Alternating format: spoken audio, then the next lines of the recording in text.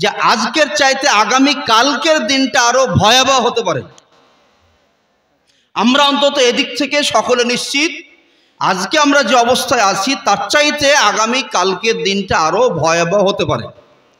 কেন? এজন্যই যে আপনার হাঁড়িতে আপনি খাবার চাপিয়েছেন, আর যদি অনবরত জাল দেওয়া হয় খাবারে, তাহলে যত সময় কাটবে তত খাবারটা সিদ্ধ হবে না অসিদ্ধ হবে? সিদ্ধ হবে। তো যদি আপনি বরাবর আগুন দিতেই যান চুলোতে, তো খাবার তো সিদ্ধ হবে, এটা তো স্বাভাবিক কথা। বেশি খুব যখন আগুন দেবেন, শেষ পর্যন্ত খাবারটা, ভাত যদি চাপান ভাত গলে যেতেও পারে। তো ভারতবর্ষে যে পরিস্থিতি, তো একটি গ্রুপ এমনভাবে চুলোতে আগুন দিচ্ছে, প্রতিনিয়ত আগুন দিয়ে যাচ্ছে, যেহেতু এদের উপরে কোনো ধরনের নিয়ন্ত্রণ নিয়ে আসা হচ্ছে না, কেউ নিয়ন্ত্রণ করতে পারছে না, সেজন্য আমরা এটাই ভাবি যে আল্লাহ রাব্বুল ইজ্জত তার বিশেষ কারিশমা যদি না দেখান, আল্লাহ রাব্বুল ইজ্জতের বিশেষ নিয়ন্ত্রণ যদি না আসে, তাহলে যেভাবে চুলোতে আগুন দেওয়া হচ্ছে প্রতিনিয়ত, ভারতবর্ষকে আরো উত্তেজিত করবে, দেশের আরো ক্ষতি করবে, দেশের আরো আপনার দেশকে ধ্বংসের দিকে নিয়ে যাবে, দেশের মানকে আরো নষ্ট করবে। যা ক্ষয়ক্ষতি হচ্ছে, এ ক্ষয়ক্ষতি 2 গুণ 3 গুণ 14 গুণ বেড়ে যাবে। এ কথায় আপনারা কি একমত? যে এ কথা আপনারা একমত? বন্ধুগণ, আজকে আমি আপনাদের সামনে পরিস্থিতি নিয়ে কিছু বলার চেষ্টা করব। অবশ্যই উদ্দেশ্য কাউকে খেপানো নয়, মিথ্যে কথা বলা নয়। পরিস্থিতি সম্পর্কে আমরা সকলেই জানি, শুধু একটু আপনাকে আমি টাচ দিব এবং আপনার করণীয় কি, কেন এগুলো হচ্ছে সেগুলো আপনাকে বুঝিয়ে দেব। বন্ধুগণ, আজকে গোটা ভারতবর্ষের অবস্থা অত্যন্ত খারাপ, এ বিষয়ে আমাদের কারো কোনো দ্বিমত নেই। আমরা সকলেই জানি আজকে ভারতবর্ষের অবস্থা খুবই খারাপ। আমরা এই অবস্থা কেন খারাপ হলো, এর যদি একটা মোটা উত্তর খুঁজতে চাই, পবিত্র কোরআনের কাছে তার উত্তর চাই, তাহলে পবিত্র কোরআন একটি খুবই বড় মোটা সোটা একটা উত্তর দিয়েছে, খুবই সহজ একটা উত্তর দিয়েছে। পবিত্র কোরআন বলছে, আমি যে আয়াতটা আপনাদের সামনে পাঠ করেছি, আল্লাহ রাব্বুল ইজ্জত বলছেন, আফাতুমিনুনা বিবাদিল কিতাবি ওয়া তাকফুরুনা বিবাদ ফামা জাযাউ মান ইয়াফআলু যালিকা মিনকুম ইল্লা খিজিয়ুন ফিল হায়াতিদ দুনিয়া ওয়া ইয়াউমাল কিয়ামাতি ইউরাদ্দুনা ইলা আশাদ্দিল আযাব। এই আয়াতে বলা হয়েছে যে তোমরা কিতাবের কিছু অংশ মানছো এবং কিছু অংশকে ছেড়ে দিচ্ছ। যদি তাই হয় তাহলে শোনো, এর পরিণাম হচ্ছে এই পৃথিবীতে লাঞ্ছনা ভোগ করা।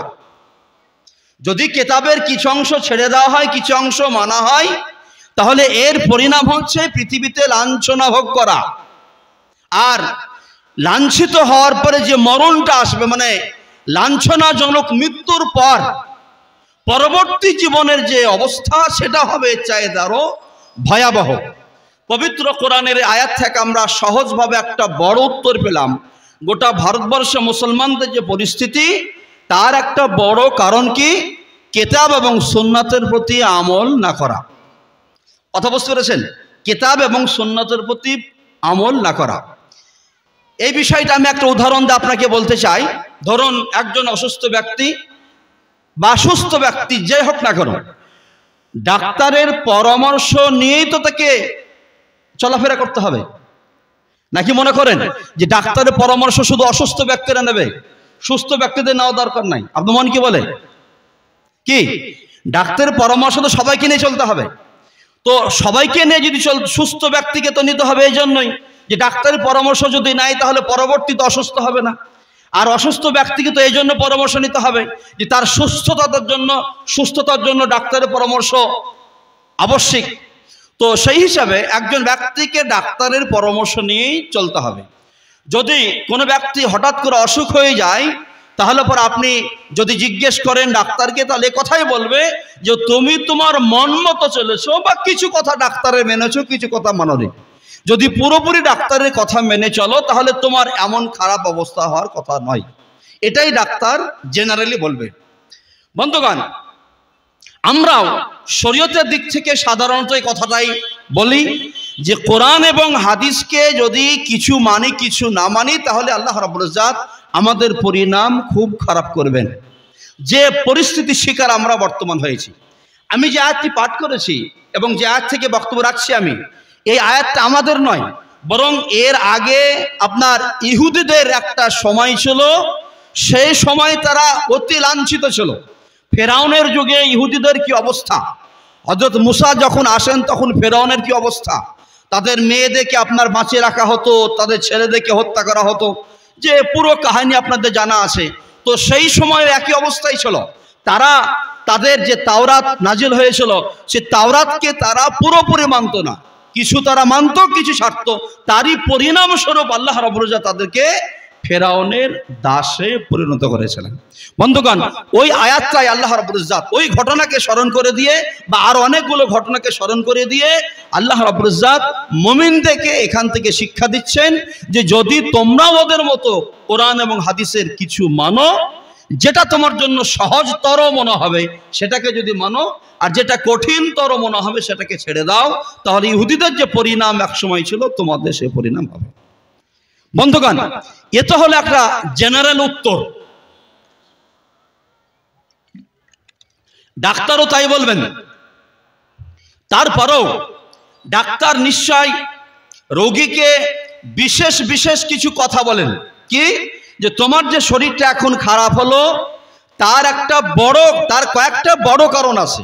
সে বড় কারণ হলো এই এই এই যেমন ধরুন সুগারের রোগী, তার যদি সুগার বেড়ে যায় তো ডাক্তার যে সমস্ত কারণগুলো বলবেন তার মধ্যে এটা একটা বলবেন তো যে তোমার একটা বড় কারণ তুমি চলাফেরা হাঁটাহাঁটি করছো না সকালে, তুমি মানে চিনি খাচ্ছ, বা আরো কিছু বলবেন তুমি ভাত বেশি খাচ্ছ, এসব কথা বলবেন তো। কতগুলো কারণ তিনি নির্দিষ্ট করে বলবেন। নিশ্চয়ই ডাক্তার শুধু বলবেন না যে তোমার কোরআন পড়া কম হয়েছে, তোমার কি বলছে মসজিদে যাওয়া কম হয়েছে, এসব কথা বলবেন কি? এগুলো বলবেন না। এগুলো নিশ্চয় তার মধ্যে পড়ে। সকাল সকাল উঠে ভোরের নামাজ পড়তে যাবেন, নিশ্চয় সুগারের জন্য সেটা আপনার ইয়ে হবে, মানে ফলদায়ক হবে। কিন্তু ডাক্তার সব কথা বলবেন না। উনি কি বলবেন? যেগুলো বড় বড় পয়েন্ট সেগুলো বলবেন। বন্ধুগণ, পবিত্র কোরআন এবং হাদিস আমরা যে বর্তমান পরিস্থিতির শিকার হয়েছি তার জন্য আমাদেরকে কতকগুলি বিষয় নির্দিষ্ট করে বলে দেওয়া হয়েছে। ওইগুলোকে আমরা যদি একটু স্মরণ করি তাহলে আমরা বুঝতে পারবো বর্তমান আমাদের অবস্থার কারণগুলো কি। আর আমি যে সমস্ত আপনাদের সামনে পয়েন্টগুলি উল্লেখ করব, যে কারণগুলি দেখাবো, সেই কারণে স্পষ্ট করে বলা হয়েছে লাঞ্ছনার কারণটা কি। একটা জাতি লাঞ্ছিত কখন হয়, লাঞ্ছিত হওয়ার কারণগুলো কি, তাতে স্পষ্ট করে বলা হয়েছে। আসুন আমি আপনাদের সামনে এবার শুরু করি সেই পয়েন্টগুলো এক এক করে বলতে। আসুন, প্রথম কারণটা কি, যে কারণে কোনো জাতির অবনতি ঘটে, সেই প্রথম কারণটা আল্লাহ রাব্বুল ইজ্জত পবিত্র কোরআন মাজিদে বলেছেন কি, শিরক করা। বড় অপরাধ, সবচাইতে বড় অপরাধ। কোন জাতির উচ্চ সম্মানে পৌঁছার জন্য সিঁড়ি হচ্ছে তাওহীদ।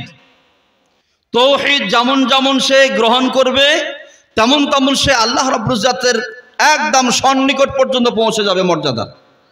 আর বিপরীতে যেই ব্যক্তি যেমন যেমন তাওহীদকে বর্জন করবে এবং শিরককে অবলম্বন করবে, সেই ব্যক্তি তেমন তেমন আল্লাহ রাব্বুল ইজ্জতের কাছ থেকে দূরে সরে আসবে। পবিত্র কোরআনে আল্লাহ সুবহানাহু ওয়া তাআলা বলছেন, আল্লাহ বলেন, ওয়া ইউশরিক বিল্লাহি ফাকান্নামা খাররা মিনাস সামা ফাতাখতাফুহু আত-তায়রু আও তাহবি বিহি রিহুন ইলা মাকানিন সাহিক। আল্লাহ রাব্বুল ইজ্জত বলছেন, যে ব্যক্তি শিরক করবে সেই ব্যক্তি আকাশ থেকে পড়ে যাবে। যখন সে আকাশ থেকে পড়বে তো এই পড়ন্ত অবস্থায় মহাকাশ থেকে নিচে পড়তে পড়তে আসবে। এই পড়ন্ত অবস্থায় তাখতাফুহু আত-তায়রু, কোন পাখি এসে তাকে ছবল মেরে তুলে নেবে, অথবা আও তাহবি বিহি রিহু ইলা মাকানিন সাহিক, অথবা কোন ঝড় এসে হাওয়া এসে কোন দূর জায়গায় তাকে গিয়ে নিক্ষেপ করবে। কত সুন্দর একটা চিত্র অঙ্কন করা হয়েছে, ভালো করে বোঝুন। কত সুন্দর একটা চিত্র। কোন একটা জাতি যখন যাবতীয় শিরককে আপনার বর্জন করে তাওহীদকে ধরে, যেমন যেমন তৌহিদকে ধরে তেমন তেমন আল্লাহর কাছে পৌঁছে যায়। আর ওই ব্যক্তি যখন আল্লাহর কাছে পৌঁছে যায় তখন তার পাত্তা কেউ পায় না, তার সমমর্যাদাকে অর্জন করতে পারে না। আর যখন ওই ব্যক্তি শিরকে আবারও লিপ্ত হয়ে যায়, তৌহিদের শিরকে বাদ দিয়ে দেয়, তখন আল্লাহ রাব্বুল ইজ্জত তাকে ছেড়ে দেন। আর আল্লাহ রাব্বুল ইজ্জত তাকে ওপর থেকে, যে ব্যক্তি ওপরে উঠে, দেখুন যে ব্যক্তি নিচে আছে সেই ব্যক্তি যদি চলতে চলতে রাস্তায় পড়ে যায়, তাহলে এই পড়াটা বেশি ঝুঁকিপূর্ণ নাকি কোনো ব্যক্তি ওপরে প্লেনে উঠছে আর প্লেনে উড়ন্ত অবস্থায় যদি পড়ে যায়, তাহলে তার বেশি এই পড়াতে ঝুঁকি বেশি? কার বেশি বলুন? জি, নিশ্চয় আকাশ থেকে যে ব্যক্তি পড়বে তার ঝুঁকি বেশি। তো আল্লাহ রাব্বুল ইজ্জত একটা জাতিকে বলছেন, আমরা একটা মুসলিম জাতি হিসেবে আমরা আমাদের বিষয়টা এবার একটু ভেবে নেই। কত সুন্দর এখানে চিত্র অঙ্কন করেছেন। আমরা ওপরে ছিলাম, সবার ওপরে পৃথিবীতে। আমরা যে দেশে বসবাস করছি এদেশে আমরা সবার ওপরে ছিলাম, একদম উড়োজাহাজে ছিলাম। আমাদের উড়োজাহাজে থাকার অবস্থায় আমরা শিরকে যখন লিপ্ত হলাম, আমাদেরকে তখন জাহাজ থেকে ফেলে দেওয়া হলো, তোমরা এই জাহাজে থাকার আর যোগ্য নও। এবার যখন ফেলে দেওয়া হলো, আল্লাহ রাব্বুল ইজ্জত বলছেন এবার ওই আকাশ থেকে যারা পড়ে যায়, আল্লাহর সম্মান থেকে যারা পড়ে যায়, তারা নিচে নামতে শুরু করে। আর নিচে নামা অবস্থায় তাদের যে পরিণাম ঘটে, এখানে দুটি কথা বলেছেন, যে তাখতাফুহু তৈর, কোন পাখি এসে তাদেরকে ছোবল মেরে খাবে। তার মানে এই জাতিকে যে কোনো জাতি এসে ছোবল মেরে মেরে খাচ্ছে, প্রতিদিন যাকে তাকে মরছে না আমরা? হ্যাঁ, আমার আপনার ইমাম সহ মরে যাচ্ছে, ইমামকে মেরে দিচ্ছে। হাফেজ যাচ্ছে ট্রেনে পড়তে, বাচ্চা ছেলে মাদ্রাসায় ঢুকে বাচ্চা ছেলেকে হত্যা করছে। এমন পরিস্থিতি বলার নাই। আল্লাহ বলছেন তাখতাফুহু তৈর, পাখি যেমন ছোবল মারে, ঠিক সেরকম ভাবে আপনার লোকেরা, অন্যরা ছোবল মেরে মেরে তোমাদেরকে তুলবে। যখন আপনার ওই হাতি যখন পাকে পড়ে, তখন ওই ব্যাঙেও তাকে লাথি মারে। ঠিক সেই অবস্থা আজকে মুসলিম জাতির হয়েছে, যে যা ইচ্ছা সেই তাই করছে। আল্লাহ বলছেন যদি কোনো পাখি তাকে ছোবল মারে, হয় ছোবল মারবে, আর যদি পাখি ছোবল না মারে তাহলে ওর অবস্থা এমন হবে, হাওয়া এসে, ঝড় এসে ওকে এমন কোনো কোনায় দূরে উড়িয়ে গিয়ে ফেলবে যে তার নাম নিশানা পর্যন্ত থাকবে না। আজকে আমাদের মুসলিম কমিউনিটির, মুসলিম জাতির সে অবস্থা হচ্ছে। আমাদের হয় নাম নিশানা থাকছে না, আমরা এমনভাবে গুমরান হয়ে যাচ্ছে তার ঠিক নাই, অথবা আমাদেরকে কেউ আসছে যখন তখন মারছে, ধরছে আর মারছে। বন্ধুগণ, এই হচ্ছে আমাদের একটা বড় কারণ ভারতবর্ষে মুসলমানদের এই দুরবস্থার পিছনে। আপনাকে আর একটা কথা বলি আমি, যে শিরক কেন এত বড় অপরাধ?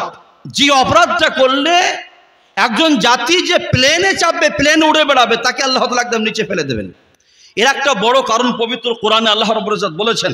এর অনেকগুলো কারণ আছে, তার মধ্যে একটা বড় কারণ পবিত্র কোরআনে বলছেন সানুলকি ফি কুলুবিল লাযিনা কাফারুর রুব, ফি কুলুবিল লাযিনা কাফারুর রুব বিমা আশরাকু বিল্লাহ।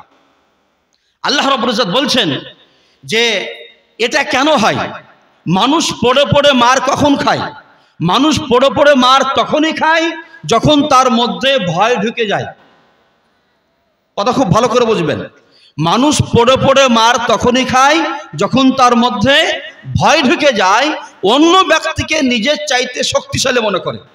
আর অন্য কাউকে শক্তিশালী তখনই মনে করে, মানুষ ভীত তখনই হয়ে যায় যখন তার মধ্যে আল্লাহ রাব্বুল ইজ্জত বলছেন বিমা আশরাকু, যখন সেই ব্যক্তি শিরকে লিপ্ত হয়ে যায়। যখন কোনো জাতি শিরকে লিপ্ত হবে তখন সে জাতি এমনি ভীত হয়ে যাবে, তার মধ্যে ভয় ঢুকে যাবে। যারা শিরক করবে না তাদের কাছে সে পরাজিত হবে। তো শিরক হচ্ছে এমন একটা বড় অপরাধ, যেই অপরাধের তো নানান রকমের ক্ষতির দিক আছে। আকাশ থেকে ফেলে দিবে, জান্নাতে যেতে দিবে না, সমস্ত আমল বরবাদ করবে, সব আপনারা শুনেছেন, আপনারা সকল আহলে হাদিস মানুষ, তো এগুলো তো আছেই। কিন্তু বড় একটা আপনার শিরকের ক্ষতি, যেটা আমি আপনাকে বলছি, এটা ভালো করে মাথায় রাখবেন। যদি কোনো জাতির মধ্যে শিরক ঢুকে যায় তাহলে সেই জাতির মধ্যে ডর চলে আসে, ভয় চলে আসে। আর जो डर गया सो मर गया, যদি কেউ ভয় খেয়ে নেয় তাহলে সে মরে যায়। আজকে আমাদের মধ্যে ভয় চলে এসেছে, তার কারণে আমাদেরকে যে যা ইচ্ছা ব্যাঙে পর্যন্ত লাথি মারছে, হনুমান বাহিনী আমাদেরকে লাথি মারছে, দাঁড়িয়ে মুতে সে আমাকে লাথি মারছে, মদ খাই সে আমাকে লাথি মারছে, গাঁজা খাই সে আমাকে লাথি মারছে, আরে অশিক্ষিত সে আমাকে লাথি মারছে, আমার বউকে নিয়ে কটূক্তি করছে, হ্যাঁ ইমাম সাহেবের দাড়ি ধরে মারছে। আপনি ইমাম সাহেবকে বলছে বল জয় শ্রীরামকে, ওই ব্যক্তি যার মুখে পানি নেয় না সে বলছে বল জয় শ্রীরাম। এ কি অবস্থা! এগুলো এটাই কারণ যে জাতিগতভাবে আমরা ভীত সন্ত্রস্ত হয়ে পড়েছি। বড় একটা কারণ আমাদের জাতির মধ্যে শিরক চলে এসেছে। বন্ধুগণ আসুন দ্বিতীয় কারণটা কি। আমি আপনাকে বলেছি সুগার যদি বেড়ে যায় হঠাৎ করে ডাক্তার অনেকগুলো কারণ বলবেন, কিন্তু কতগুলো মেন পয়েন্ট তিনি বলবেন যার কারণে সত্যি সুগার মানুষের বাড়ে। যদি সুগার কমাতে হয় সে কারণগুলি ভালো করে বুঝতে হবে, সেগুলো মেনে চলতে হবে, তবে সুগার কমবে, তাছাড়া সুগার কমবে না। দ্বিতীয় কারণটা কি? দ্বিতীয় কারণ হচ্ছে জাতির মধ্যে অনৈক্য চলে আসা। জাতির মধ্যে অনৈক্য চলে আসা। যদি কোনো জাতির মধ্যে অনৈক্য আসে তাহলে সে জাতিকে আর কেউ রক্ষা করতে পারবে না, কারো ক্ষমতা নাই, আল্লাহ তাকে রক্ষা করবেন না। কেন? এজন্য যে আল্লাহ রাব্বুল ইজ্জত অনৈক্য করতে মানা করেছেন। অনৈক্য সৃষ্টি করা হচ্ছে বড় একটা পাপ শরীয়তে, কখনোই অনৈক্য সৃষ্টি করা যাবে না। যদি কোনো জাতির মধ্যে অনৈক্য চলে আসে তাহলে পরে সেই জাতির পতন অনিবার্য, ইতিহাস তাই বলে। যত জাতি, মুসলিম জাতি হোক, হিন্দু জাতি হোক, খ্রিস্টান জাতি হোক, যেই জাতি হোক না কেন, ইহুদিরা হোক, আজকে ইহুদিরা আপনার দাদাগিরি করছে ইসরায়েল থেকে গোটা বিশ্ব জুড়ে। তো ইসরায়েল দিয়ে যদি আপনার ইতিহাস পড়েন তাহলে সেখানেও দেখবেন তার যখন তাদের পরাজয়ের দিন ছিল, ইসরায়েলদের ইহুদি জাতি যখন পরাজয়ের দিন ছিল, সেই দিনগুলিতে কি কি কারণে তারা পরাজিত হয়েছিল সে কথাগুলি পবিত্র কোরআনে উল্লেখ হয়েছে। তার মধ্যে একটা অন্যতম কারণ ছিল তাদের মধ্যে অনৈক্য থাকা। বন্ধুগণ, তো এটা একটা বিরাট বড় আপনার অপরাধ, জাতিগত অপরাধ যদি কোনো জাতির মধ্যে কি থাকে, অনৈক্য থাকে। আল্লাহ রাব্বুল ইজ্জত বলছেন, পবিত্র কোরআন মাজিদের বলছেন, ওয়াতিউল্লাহ ওয়া রাসূলাহু ওয়া লা তানাযাউ ফাতাফশালু ওয়া তাযহাবা রিহুকুম। ওয়াতিউল্লাহ ওয়া রাসূলাহু, তোমরা আল্লাহর আনুগত্য করো এবং রাসূলের আনুগত্য করো। ওয়া লা তানাযাউ, তোমরা আপোষে বিভেদ করো না, মতনৈক্য সৃষ্টি করো না, ইখতিলাফ তোমরা করো না। যদি করো ফাতাফশিলু ওয়া তাযহাবা রিহুকুম, তোমরা ব্যর্থ হয়ে যাবে, তোমাদের টায়ার পাংচার হয়ে যাবে। ওয়া তাযহাবা রিহুকুম, এই আপনার শব্দদ্বয়ের অর্থ আপনাদেরকে যদি বোঝাতে হয় তাহলে এই শব্দটা হচ্ছে খুবই সঙ্গত শব্দ। কি? তোমাদের টায়ার পাংচার হয়ে যাবে, তোমাদের বায়ু নির্গত হয়ে যাবে, তোমাদের টায়ার পাংচার হয়ে যাবে।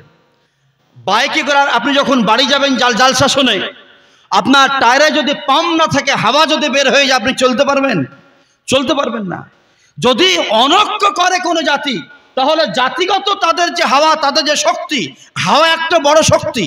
হাওয়া যদি না থাকে আপনার 4 চাকা চলবে না, 2 চাকা চলবে না, আপনার কোনো চাকাই চলবে না। হাওয়া দরকার আছে আপনার গাড়িকে চালাবার জন্য। গোটা জাতিকে যদি চালাতে হয় তাহলে তারও হাওয়ার দরকার। আল্লাহ রাব্বুল ইজ্জত বলছেন সেই হাওয়া হচ্ছে শক্তি, তোমার শক্তি নিঃশেষ হয়ে যাবে যদি তোমরা তানাযাউ, কি করো? মতনৈক্য করো। বন্ধুগণ, এই যে বিষয়টা অত্যন্ত গুরুত্বপূর্ণ আপনার একটি বিষয়। কি বিষয়? আপোষের মধ্যে অনৈক্য সৃষ্টি করা। আর এই অনৈক্য সৃষ্টিটা আমি আপনাকে বললাম যে পৃথিবীতে যারাই অনৈক্য সৃষ্টি করেছে তাদেরই পতন ঘটেছে। আমি খুব বেশি দূরে যাব না, আমি আপনাদের সামনে আপনার বাস্তবতাকে সামনে তুলে ধরে একটা বিষয় বোঝাতে চাই। আপনারা স্বামী বিবেকানন্দের নাম শুনেছেন? শুনেছেন? তার বইপত্র কিছু পড়েছেন? পড়েছেন? জি, খুব কম লোকে পড়েছেন। সমস্যা আমাদের জাতির তো এই জায়গাতেই, আমাদের সমস্যা এই জাতির এই জায়গাতে যে আমরা পড়াশোনা করি না। আমরা পড়াশোনা করি না, বড় সমস্যা এই জায়গাতে। আপনারা স্বামী বিবেকানন্দের বিভিন্ন বই পড়বেন, তার মধ্যে একটা বই আছে স্বামী বিবেকানন্দের পত্রাবলী, বইটা অবশ্যই পড়বেন। আর সেই সাথে একসময় তো উচ্চ মাধ্যমিকের সিলেবাসে ছিল, এখন আছে কিনা আমি জানছি না, শূদ্র জাগরণ একটা আপনার প্রবন্ধ ছিল না। এটা কেউ কি পড়েছেন যারা আগে উচ্চ মাধ্যমিক দিয়েছিলেন? যে কে পড়েছেন কি?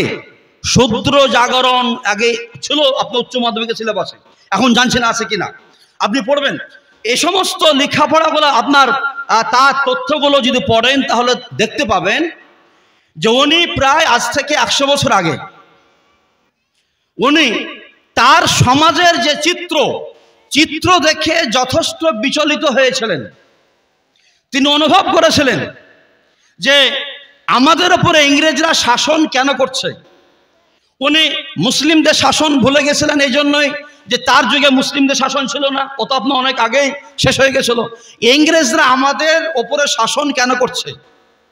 তো তিনি যে সমস্ত বোধগুলো আবিষ্কার করেছিলেন তার মধ্যে একটা বড় বোধ ছিল এটাই যে আমাদের মধ্যে অনৈক্য আছে, আমাদেরই জাতি, সবাই আমরা হিন্দু, তারপরেও এত আমাদের মধ্যে হিংসা বিদ্বেষ যে নিম্ন জাতিকে শ্রেণীবিন্যাস আমরা এমনভাবে করেছি যে নিচু শ্রেণীর মানুষকে আমি ওকে পশু চাইতে নিকৃষ্ট মনে করি। আমার বাড়িতে একটা যদি গরু থাকে, ছাগল থাকে, কোনো সমস্যা নাই, শূদ্রদের যদি কেউ আমার বাড়িতে চলে আসে তাহলে আমার বাড়িটাকে ধুতে হবে, এত জঘন্য আমাদের মনোভাব। এরকম ছিল না ব্রাহ্মণদের মধ্যে? ছিল তো, এখনো তো আছে, যে এখনো তো আছে। ওই যে রাজস্থানে কিছুদিন আগে একটা বাচ্চা, শূদ্রদের এক বাচ্চা আপনার ব্রাহ্মণদের স্কুলে ব্রাহ্মণদের কলসি থেকে পানি খেয়েছিল। পানি খাওয়ার অপরাধে ছাত্ররা নয়, কমিটি নয়, কে? আধ্যাত্মিক যিনি পিতা, প্রত্যেক বাচ্চার আধ্যাত্মিক পিতা কে হন বলুন? শিক্ষক মশাই, আধ্যাত্মিক পিতা। ওই আধ্যাত্মিক পিতা শূদ্রর বাচ্চা হয়ে কেন তুই আমাদের কলসিতে হাত দিলি? কে ওটা? আধ্যাত্মিক পিতা, একজন শিক্ষক। ওই শিক্ষক মেরে 8 বছরের এক শিশুকে হত্যা করেছিল। এটা শুনেছেন? ঘটনা মনে আছে আপনাদের কি? এই ঘটনা আপনাদের মনে আছে? নিশ্চয় মনে থাকবে। আজকে এই আধুনিক যুগে যদি এরকম হয়, আপনার ওই যারা এদেশে আপনার হিন্দু রাষ্ট্র কায়েম করতে চাইছে, তো তাদের যুগেই যদি এরকম হয়, যখন হিন্দু রাষ্ট্র কায়েম ছিল না, ইংরেজদের যুগ, তো তখন কি ভয়াবহ পরিস্থিতি ছিল চিন্তা করুন। স্বামী বিবেকানন্দ সেটা আজ করেছিলেন, যদি আমার জাতিকে নিয়ে আসতে হয় এক জায়গাতে, সম্মানের জায়গায় আনতে হয়, অনৈক্য দূর করতে হবে, জাতিকে সব ভুলে গিয়ে এক হতে হবে, এই দাওয়াত তিনি দিতে শুরু করেছিলেন। স্বামী বিবেকানন্দের একটা মহা অপরাধ হলো এই অপরাধ যে তুমি কিসের জন্য ব্রাহ্মণদেরকে উপদেশ দিবা যে ছোট লোকদেরকে তাদের সাথে মেলামেশা করতে হবে। একটা বড় অপরাধ ছিল। তিনি তার দাওয়াত এখানে বাস্তবায়ন করতে পারেননি, তাকে ওই ব্রাহ্মণদের চক্রান্তে পালাতে হয়েছিল। কোথায়? বিদেশে গিয়ে তিনি তার চিন্তা ভাবনার প্রচার কোথায় করেছিলেন? শিকাগোকে দিয়ে করেছিলেন। কথা বুঝতে পেরেছেন? তা আমি আপনাকে কি বলতে চাইছি যে এটা সবাই জানে যে যদি কোনো জাতির পতন ঘটে, পতন ঘটার একটা অন্যতম কারণ আপসের মধ্যে অনৈক্য সৃষ্টি হওয়া। বন্ধুগণ, আজকে আমরা মুসলমান, আমরা যে মার খাচ্ছি, নানান সমস্যার শিকার আমরা হয়েছি, এর একটা অন্যতম কারণ কি বললাম? আমাদের মধ্যে অনৈক্য থাকা। আমাদের মধ্যে অনৈক্য আছে, এটাকে আমরা বিশ্বাস করি? আমাদের মধ্যে শিরক আছে, এটাকে আমরা বিশ্বাস করি? যে বিশ্বাস মনে হয় করেন না। যারা আহলে হাদিস তারা মনে হয় বিশ্বাস করেন না। না, আহলে হাদিসরা শিরক করে না তো? করে? জি, আহলে হাদিস শিরক করছে কি? একটু আপনি ভুলে থাকবেন না, আমি এর জন্য বলছি। আমি আহলে হাদিস, পাক্কা আহলে হাদিস। আমি সেজন্য বলছি যে আহলে হাদিসরা মনে করে শিরক করে না। কিন্তু আপনাকে আমি এই পয়েন্টটা একটু বলে দিই, আমার একটু বলতে ছুটে গেছে। গোটা ভারতবর্ষে যে হনুমান বাহিনী যে কাজ করতে চাইছে, যে রাষ্ট্র কায়েম করার তারা স্বপ্ন দেখছে, ওই হনুমান বাহিনীর ইচ্ছা হলো গোটা দেশে আপনার সবাইকে মুশরিক বানানো। তারা জোর করে মানুষকে মুশরিক বানাবে, এই তাদের চিন্তা আছে। একদিকে আপনার এদের বাবারা, বর্তমানে এদের আদর্শিক আপনার গুরুরা ইসরায়েল, ওরা চাইছে গ্রেট ইসরায়েল বানাতে গোটা পৃথিবী জুড়ে। আর এই বাদর বাহিনী ভারতবর্ষে চাইছে অখণ্ড ভারত বানাতে। যেখানে ওদের মতো করে ধর্ম চলবে, সবাইকে তারা মুশরিক বানাবে। আর এটা তারা জোরপূর্বক করতে চাইছে, মসজিদ ছিনিয়ে নিচ্ছে, মসজিদ ভাঙছে, জোর করে জয় ইসলাম বলা করাচ্ছে, আরও যাই জোর করে আপনার চাঁদা নিচ্ছে, যা ইচ্ছা তাই করছে। তো এরা করছে জোরপূর্বক। আর আপনার আমাদের ভারতবর্ষে 3 ধরনের রাজনৈতিক দল আছে। একটা হচ্ছে অতি উগ্র, যারা আপনার সরাসরি শিরকের দিকে দাওয়াত দিচ্ছে, বিজেপি এবং আরও অন্যান্যরা। দ্বিতীয় হচ্ছে আপনার যারা নাস্তিক, মানুষকে নাস্তিক বানাচ্ছে, এরা কারা তারা জানছেন। আর একটা তৃতীয় জায়গা যারা আছে, যারা না ইল্লাল্লাযী না উল্লাল্লাযী, এদিক কারো নয় ওদিক কারো নয়, কিন্তু এরা এমন এমন পরিকল্পনায় এমন এমন কর্মসূচি হাতে নিচ্ছে যে মানুষকে পরোক্ষভাবে এরাও মুশরিক বানাচ্ছে। আর এই শিরকে আহলে হাদিস, দেওবন্দি, বেরলভী সবাই শামিল, প্রত্যেকেই শিরকে জড়িয়ে আছে। এই যে আপনার দুর্গা পূজা যে অনুষ্ঠানগুলো হচ্ছে গত 2 বছর থেকে, বলুন এমন কোন এলাকা আছে যে এলাকাতে আপনার ওই এলাকার নেতারা আপনার দুর্গা পূজা অনুষ্ঠান থাকছে না, ওসি আসছে না, এমনকি আপনার জেলার ইমাম এবং আপনার ব্লকের ইমামকেও সে মঞ্চে আসতে হচ্ছে না? হ্যাঁ, এ নিয়ে সামনের দিন একটা বিরাট পরিকল্পনা আছে। আমার বলার বিষয় এটা নয়, আমি যাচ্ছি না ওদিকে। তো আপনি অবশ্যই মনে করবেন না যে আমি আহলে হাদিস, আমি শিরক করছি না। বেরলভী ভাইরা তো আপনার কবর পুজো করছেন, আছেই তারা, কিন্তু দেওবন্দি আহলে হাদিস কেউ বাদ যাচ্ছে না। ওরা জোর করে আপনাকে মুশরিক বানাচ্ছে, উগ্র হিন্দুত্ববাদীরা। আর এরা মধ্যে থেকে আপনাকে এমনভাবে মিষ্টি দিয়ে, যেমন আপনার মাছির যে বিষ, ওপরে মিষ্টি ভিতরে বিষ থাকে, যে আপনাকে সেরকমভাবে আপনার চিনিতে শিরক মিশে আপনাকে খাওয়াচ্ছে, আপনি বুঝতে পারছেন না। তো যাক, শিরকে যখন আপনি লিপ্ত হবেন, তাহলে আমরা অলরেডি শিরকে লিপ্ত হয়ে যাচ্ছি নাকি? শিরকে আমরা লিপ্ত হয়ে যাচ্ছি। তা আমাদের প্রথম কারণ কি বললাম? শিরকে লিপ্ত হওয়া। দ্বিতীয় কারণ কি বললাম? দ্বিতীয় কারণ কি বললাম? লাঞ্ছনা। দ্বিতীয় কারণ কি বললাম? যে অনেক কথা থাকা আমাদের মধ্যে। এই 2টি কারণ আল্লাহ রাব্বুল ইজ্জত আমাদেরকে বলেছেন। আসুন, তৃতীয় কারণ, পবিত্র কোরআন আমাদেরকে বলছে যে আমাদের লাঞ্ছনাজনক জীবনের তৃতীয় কারণটা কি, সেটা বলছেন, সেটা হচ্ছে জুলুমকে সহ্য করা। যদি কেউ কারো জুলুমকে সহ্য করতে অভ্যস্ত হয়, তাহলে পরে জালেমের জুলুম আরো বাড়ে না কমে? বলুন, নিশ্চয়ই বাড়ে। এক মাস্তান, এক গুন্ডা আপনার দোকানে এসে বলল যে তোকে 5,000 টাকা লাগবে। আপনি 5,000 টাকা কিছু বললেন না, দিয়ে দিলেন। পরের বছরে এসে আপনাকে বলবে, ভাই গত বছর 5 নিয়েছিলাম, এবছর 4,500 টাকা দাও, তাহলে হবে। তো 4.5 চাইবে না 5.5 বা 6 চাইবে? 6 চাইবে। পরবর্তী বছরে সে 3 চাইবে না 10 চাইবে? স্বাভাবিক কথা।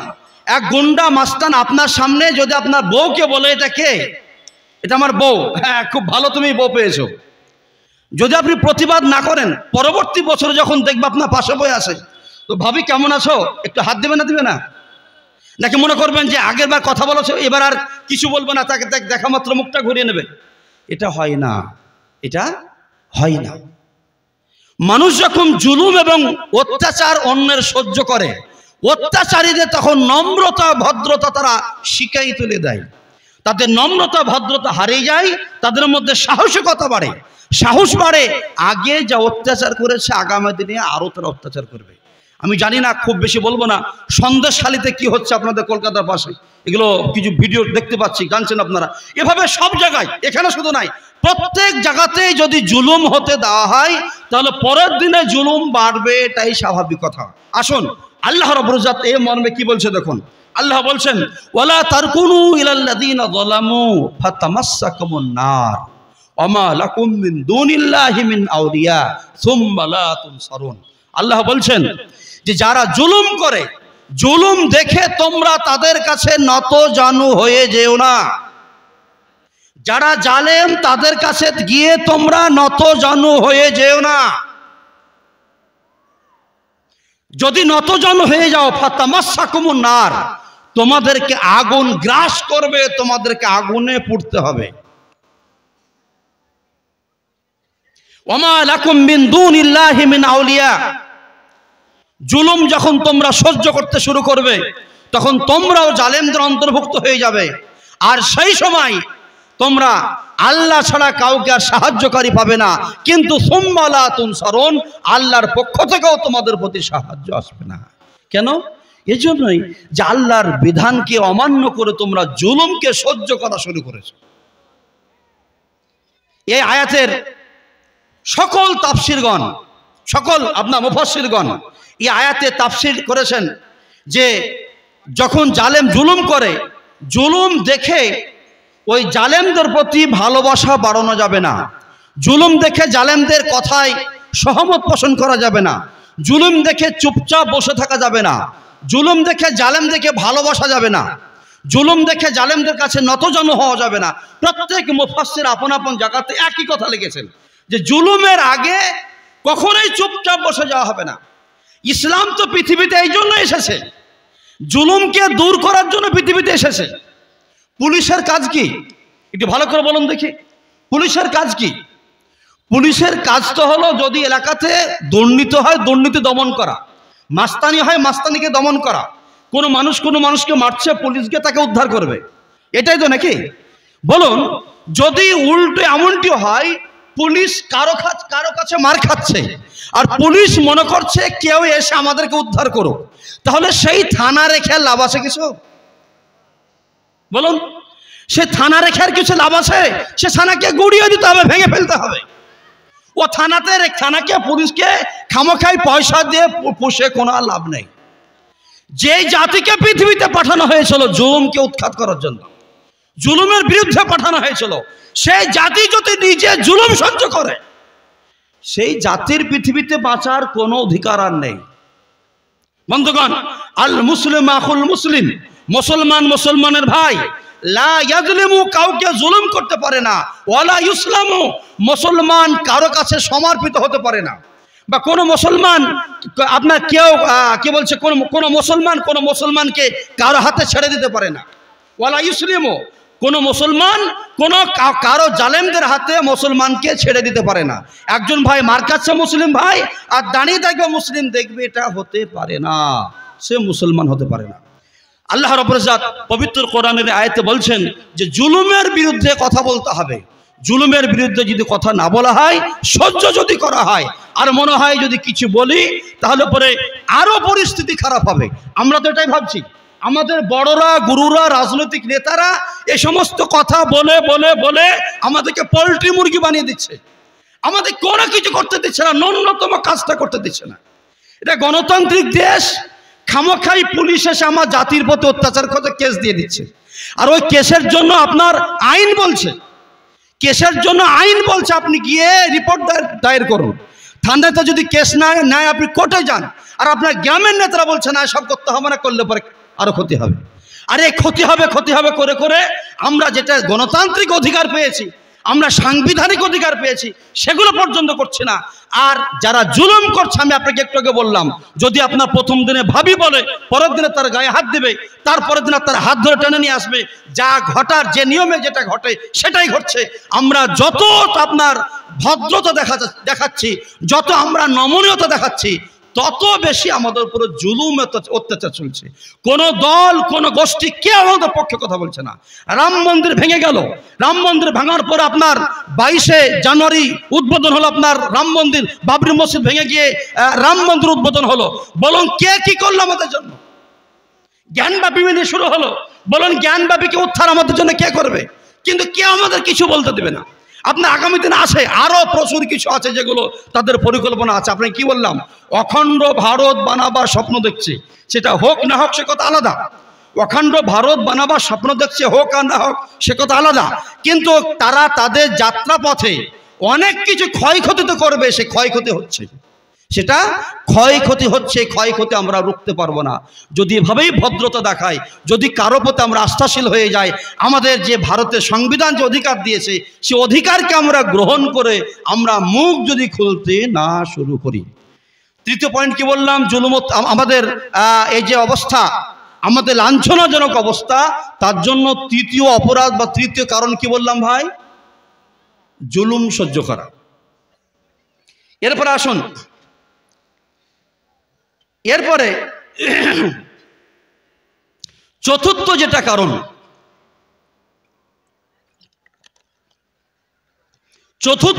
কারণ, সে কারণটা নবী করিম সাল্লাল্লাহু আলাইহি ওয়াসাল্লাম তিনি একটি বড় হাদিসের মধ্যে বলেছেন। সে হাদিসের বক্তব্য হলো মুসলমানদের লাঞ্ছনার একটা বড় কারণ হচ্ছে মুসলমানরা ওয়াহানের শিকার হয়ে যাবে। আরবি শব্দটা একটু মুখস্থ করে রাখুন। কি বললাম? ওয়াহান। কি বললাম? আল ওয়াহান। বলুন বলুন, আল ওয়াহান। এটা শুনুন, এই অপরাধের কথাটা একটু ভালো করে মনে রাখুন।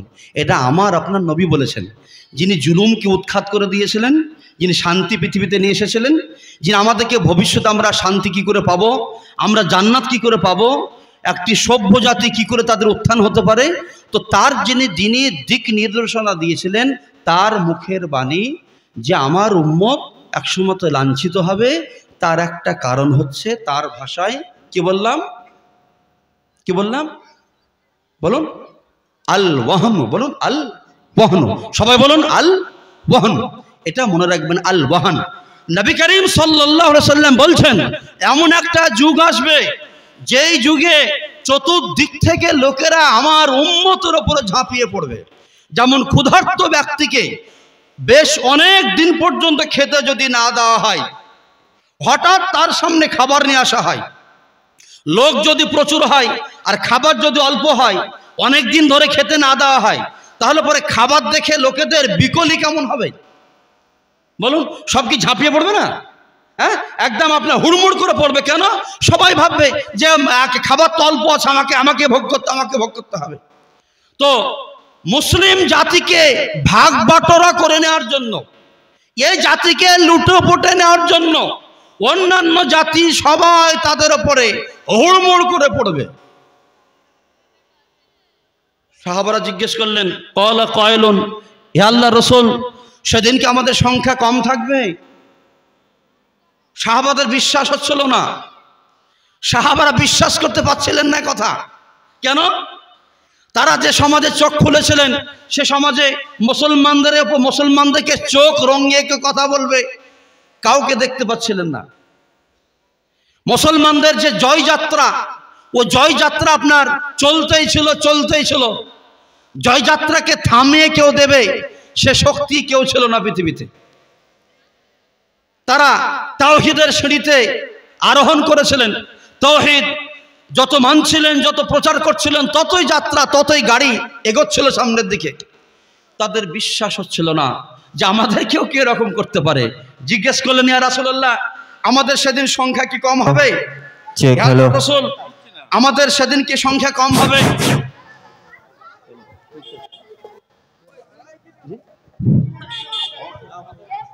তো বললেন, না, আমাদের সংখ্যা কম হবে না, আমরা সেদিন প্রচুর পরিমাণে থাকবো। কিন্তু নবীজি বলছেন, তোমরা সেদিন প্রচুর পরিমাণে থাকবে, কিন্তু সমস্যাটা হলো এই, ওয়ালা ইয়ানজিআন্নাল্লাহু মিন সুদুরি আদুবিকুম আল মুহাবাতা মিনকুম। সেই দিন তোমাদের শত্রুদের অন্তর থেকে, তাদের দিল থেকে তোমাদের সম্পর্কে যে ত্রাস থাকে, সে ত্রাসকে বের করে দেবেন। আর ওয়ালা ইয়াকদিফান্নাল্লাহু ফি কুলুবিকুম রুবা, আর তোমাদের অন্তরে আল্লাহ রাব্বুল ইজ্জত শত্রুদের ত্রাসকে ভরে দেবেন। কথা বুঝতে পেরেছেন? চিত্র পরিষ্কার আপনাদের সামনে। নবীজি কি বলছেন? যে তোমাদের অন্তর থেকে, তোমাদের শত্রুদের অন্তর থেকে ভয় বের করে নেবেন, আর তোমাদের অন্তরে ভয়টাকে ভরে দেবেন। একদম পুরো তোমরা এখানে আছো, এটা সম্পূর্ণ এমন হয়ে যাবে। সাহাবারা জিজ্ঞাসা করলেন, এমনটা কেন হবে আল্লাহ রাসূল? তখন বলছেন, সেটা হওয়ার কারণ হলো তোমাদের মধ্যে ওয়াহান চলে আসবে। ওয়াহান, এই ওয়াহান মানে ঘুণ চলে আসবে তোমাদের মধ্যে। ঘুণ গোটা কাঠকে শেষ করে দেন, আলমারি শেষ করে দেয় না, তোমাদের মধ্যে ঘুণ চলে আসবে। ঘুণ ঘুণ ঘুণ ঘুণ বুঝছেন তো? হ্যাঁ, কাঠে ঘুণ লাগে, সে ঘুণ চলে আসবে। নবীজি ওয়াহান বললেন। ওয়াহান কি? নবীজি তার ব্যাখ্যা করলেন দুটি শব্দ দিয়ে, হুব্বুদ দুনিয়া ওয়া কারাহিয়াতুল মাউত। দুটি ওয়াহানের ব্যাখ্যা তিনি দুটি শব্দ, দুটি বাক্য দিয়ে করলেন। এক হচ্ছে হুব্বুদ দুনিয়া, দুনিয়ার প্রতি আসক্তি, দুনিয়ার প্রতি আসক্তি, ওয়া কারাহিয়াতুল মাউত, এবং মৃত্যুকে ভয় পাওয়া। দুনিয়ার প্রতি আসক্তি আর মৃত্যুকে ভয় পাওয়া। মহান নবী সাল্লাল্লাহু আলাইহি সাল্লাম তিনি এত বাস্তব কথা বলেছেন, এটা শুধু মুসলিমদের নয়, এটা শুধু মুসলিমদের নয়, কোনো জাতির মধ্যে যদি মৃত্যুর ভয় চলে আসে আর চাটনি খাওয়ার তাদের যদি অভ্যাস হয়ে যায়, এই পৃথিবীতে যদি তাদের চাটনি খাওয়া অভ্যাস হয়ে যায় আর মৃত্যুর ভয় চলে আসে, তাহলে সেই জাতির অবনতি ঘটবেই, তারা অন্যদের আপনার দাস হবেই, এতে কোনো সন্দেহ নাই। বন্ধুগণ, আজকে যে অবস্থা আমাদের, হব্বু দুনিয়া, দুনিয়ার প্রতি ভালোবাসা, দুনিয়ার আসক্তি, তো আমি আপনাকে অত ভিতরে যাওয়ার সময় নেই, যেহেতু আমাকে 10:30টার মধ্যে শেষ করতে হবে, আরো পয়েন্ট আছে। তো আজকে মুসলমানরা যারা আমরা আছি, আমরা দুনিয়া পেতে ব্যস্ত। সেটা আপনার দুনিয়া পেতে ব্যস্ত নানান অঙ্গনে। যদি আমরা সরকারিভাবে বলি, তো সরকারিভাবে যে সমস্ত ফ্যাসিলিটিসগুলো আমরা পাচ্ছি এবং চুপচাপ আছি, কিছু আমরা বলছি না, তো সরকারিভাবে যেগুলো আমরা পাচ্ছি, বলুন, বিয়ের বাড়িতে আজকাল কেউ গেছিলেন কোথাও বিয়ের বাড়ির খানা খেতে? আজকে বা কালকে কেউ গেছিলেন? জাননি? এর আগে গেছেন নিশ্চয়ই, 2-4 দিন আগে। তো আপনার ওই বলুন, খাবারের শেষে কি দেয়? ও চাটনি দেয় নাহি দই দেয়, আর কিছু দেয়? বলুন, চাটনি নাহি দই। আপনি ওই বিয়ের বাড়িতে গিয়ে যদি আপনাকে দেখা যাচ্ছে যে বিরিয়ানি তার পুষবে না, বিরিয়ানি তার পুষবে না, তো যা আছে থাক, ওই আপনার 2 চামচ দই 1 চামচ চাটনি যদি দিয়ে দেয়, তাহলে আপনি ওই চাটনি আর দই খেয়ে কি আলহামদুলিল্লাহ বলতে বলতে ঢেকুর তুলবেন, পালিয়ে আসবেন? নাকি বলবেন আমি এগুলো দরকার নেই, বিরিয়ানি দাও, বলবেন আপনি? যে যদি আপনি ওই দই দেখে চাটনি দেখে সন্তুষ্ট হয়ে যান আর তাতেই বোকার মতো ঢেকুর তোলেন, বিরিয়ানি কপালে জুটবে না। জুটবে? জুটবে না, বিরিয়ানি কপালে জুটবে না। আজকে আমরা যারা দুনিয়া নিয়ে মেতে আছি, তারাও দইটুকু চাটনিটুকুই পাচ্ছে, কিন্তু আমাদের বিরিয়ানি আমরা পাচ্ছি না। আল্লাহ রসুল বলছে দুনিয়ার প্রতি আসক্তি, সামান্য কিছু নিয়ে তারা সন্তুষ্ট থাকবে। আজকে আমরা গোটা ভারতবর্ষ, আমাদের মুসলিমরা যারা ওই বিরিয়ানি বাদ দিয়ে চাটনি আর দইটুকু খেয়ে সন্তুষ্ট, এরা কারা? এরা আমরা বিশেষ করে দেখবেন যে সমস্ত লোকেরা আপনার বড় লোক বা যারা আপনার রাজনৈতিক নেতা, যারা বড় লোক বা রাজনৈতিক নেতা, বলুন, একটা রাজনীতিবিদ আপনার গ্রামের যে নেতা, ওই 1 নম্বর 2 নম্বর 3 নম্বর 4 নম্বর যে ক্যাটাগরি করলি আমরা, গ্রাম থেকে ধরুন 10 নম্বর পড়ছে গ্রামের আপনার নেতাটা, ও শুধু ভোট করে বেড়ায়। যে ভোট করে বেড়ায় সে কতটুকু টাকা পায়? মেম্বার কতটুকু পায়? প্রধান কতটুকু পায়? আপনার একজন এমএলএ কতটুকু পায়? এবার এরপর আপনি যান যে 5 বছর পর্যন্ত পেল, তাছাড়া তো কিছু পাবে না, মাত্র 5 বছর। এই 5 বছর আপনাকে কাউকে এমএলএ বানালো, এমপি বানালো, ভোটার বানালো, নিচে একটা পদ দিল, দেওয়ার পরে আপনাকে চাটনিটুকু খাওয়াচ্ছে, আর ভিতর আপনার যত জমি জায়গা, যত আপনার সরকারি চাকরি, রাষ্ট্রীয় মর্যাদা, অধিকার, যা যা দরকার, সব এমনভাবে ধীরে ধীরে ধীরে ধীরে আপনার কাছ থেকে হাতিয়ে নিচ্ছে, অন্য কোথাও ট্রান্সফার করে দিচ্ছে, আপনি মোটেই বুঝতে পারছেন না। ও দই খেয়ে চাটনি খেয়ে আপনি ঢেকুর তুলছেন। হ্যাঁ কি ভাই, ভুল বলছি না ঠিক বলছি? ভুল বলছি?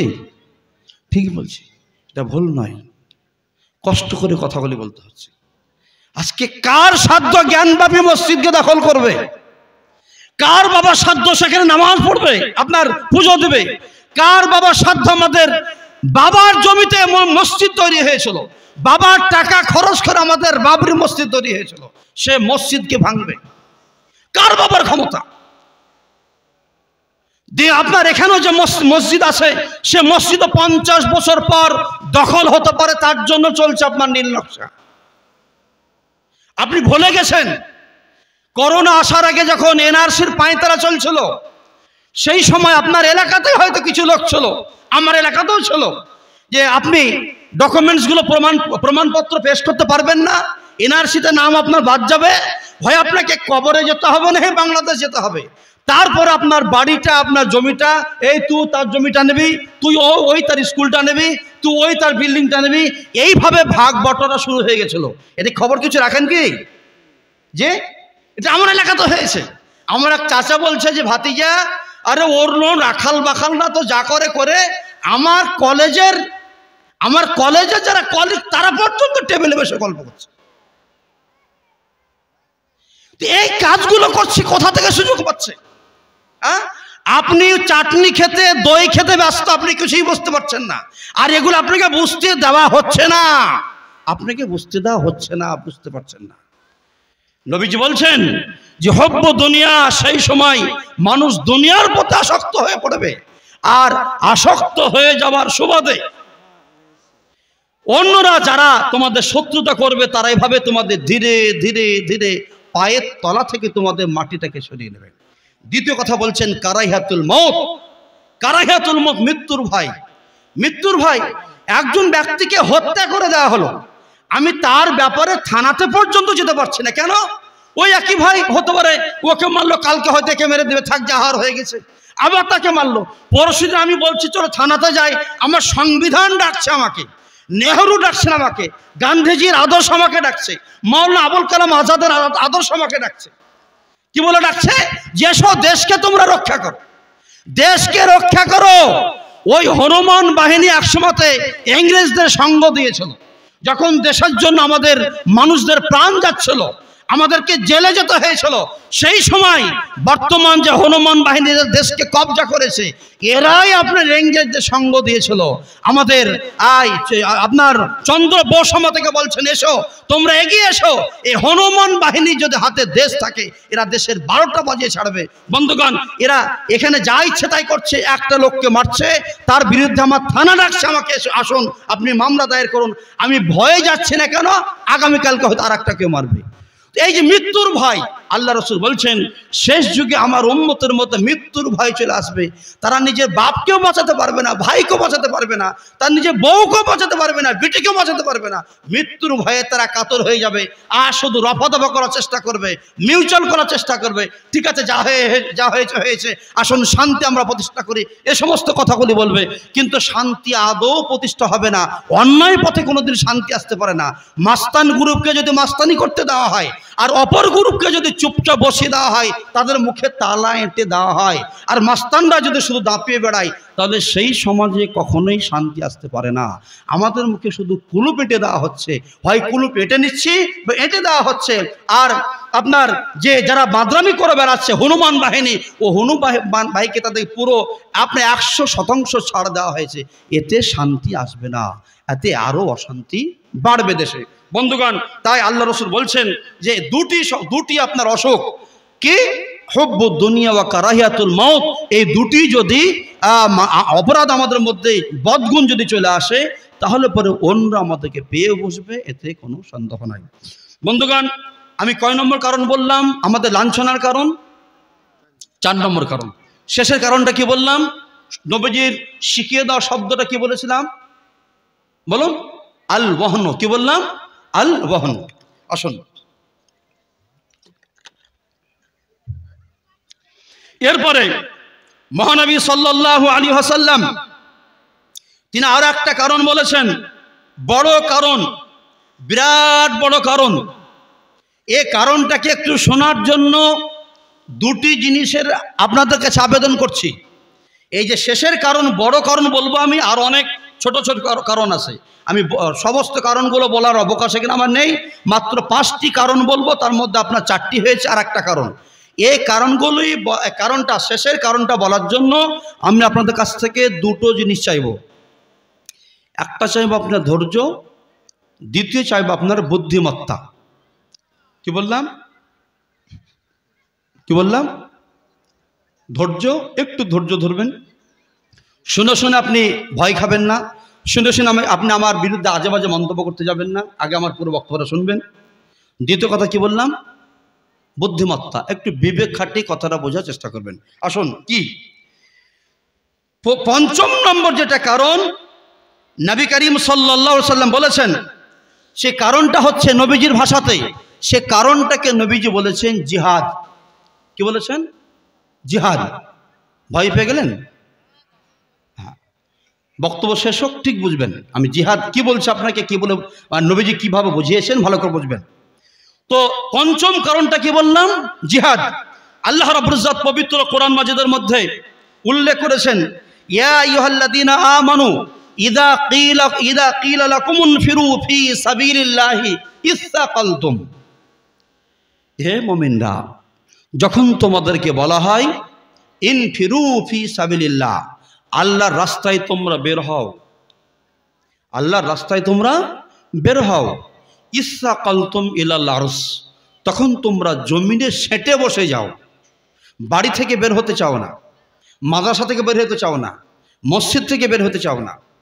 আর রাযীতুম বিল হায়াতিদ দুনিয়া, তোমরা কি দুনিয়াবি জিন্দেগিকে, পার্থিব জীবনকে ভালোবেসে ফেলেছ? ওই যে আগে বললাম দুনিয়ার প্রতি আসক্তি। তোমরা কি পার্থিব জীবনকে ভালোবেসে ফেলেছ যে তোমাদের বাড়ির বাইরে আর যাওয়ার প্রয়োজন মনে করছে না, সাহস পাচ্ছ না? আল্লাহর রাস্তায় যখন বের হতে বলা হচ্ছে তখন তোমরা বের হচ্ছ না, কি তোমাদের কারণ হতে পারে?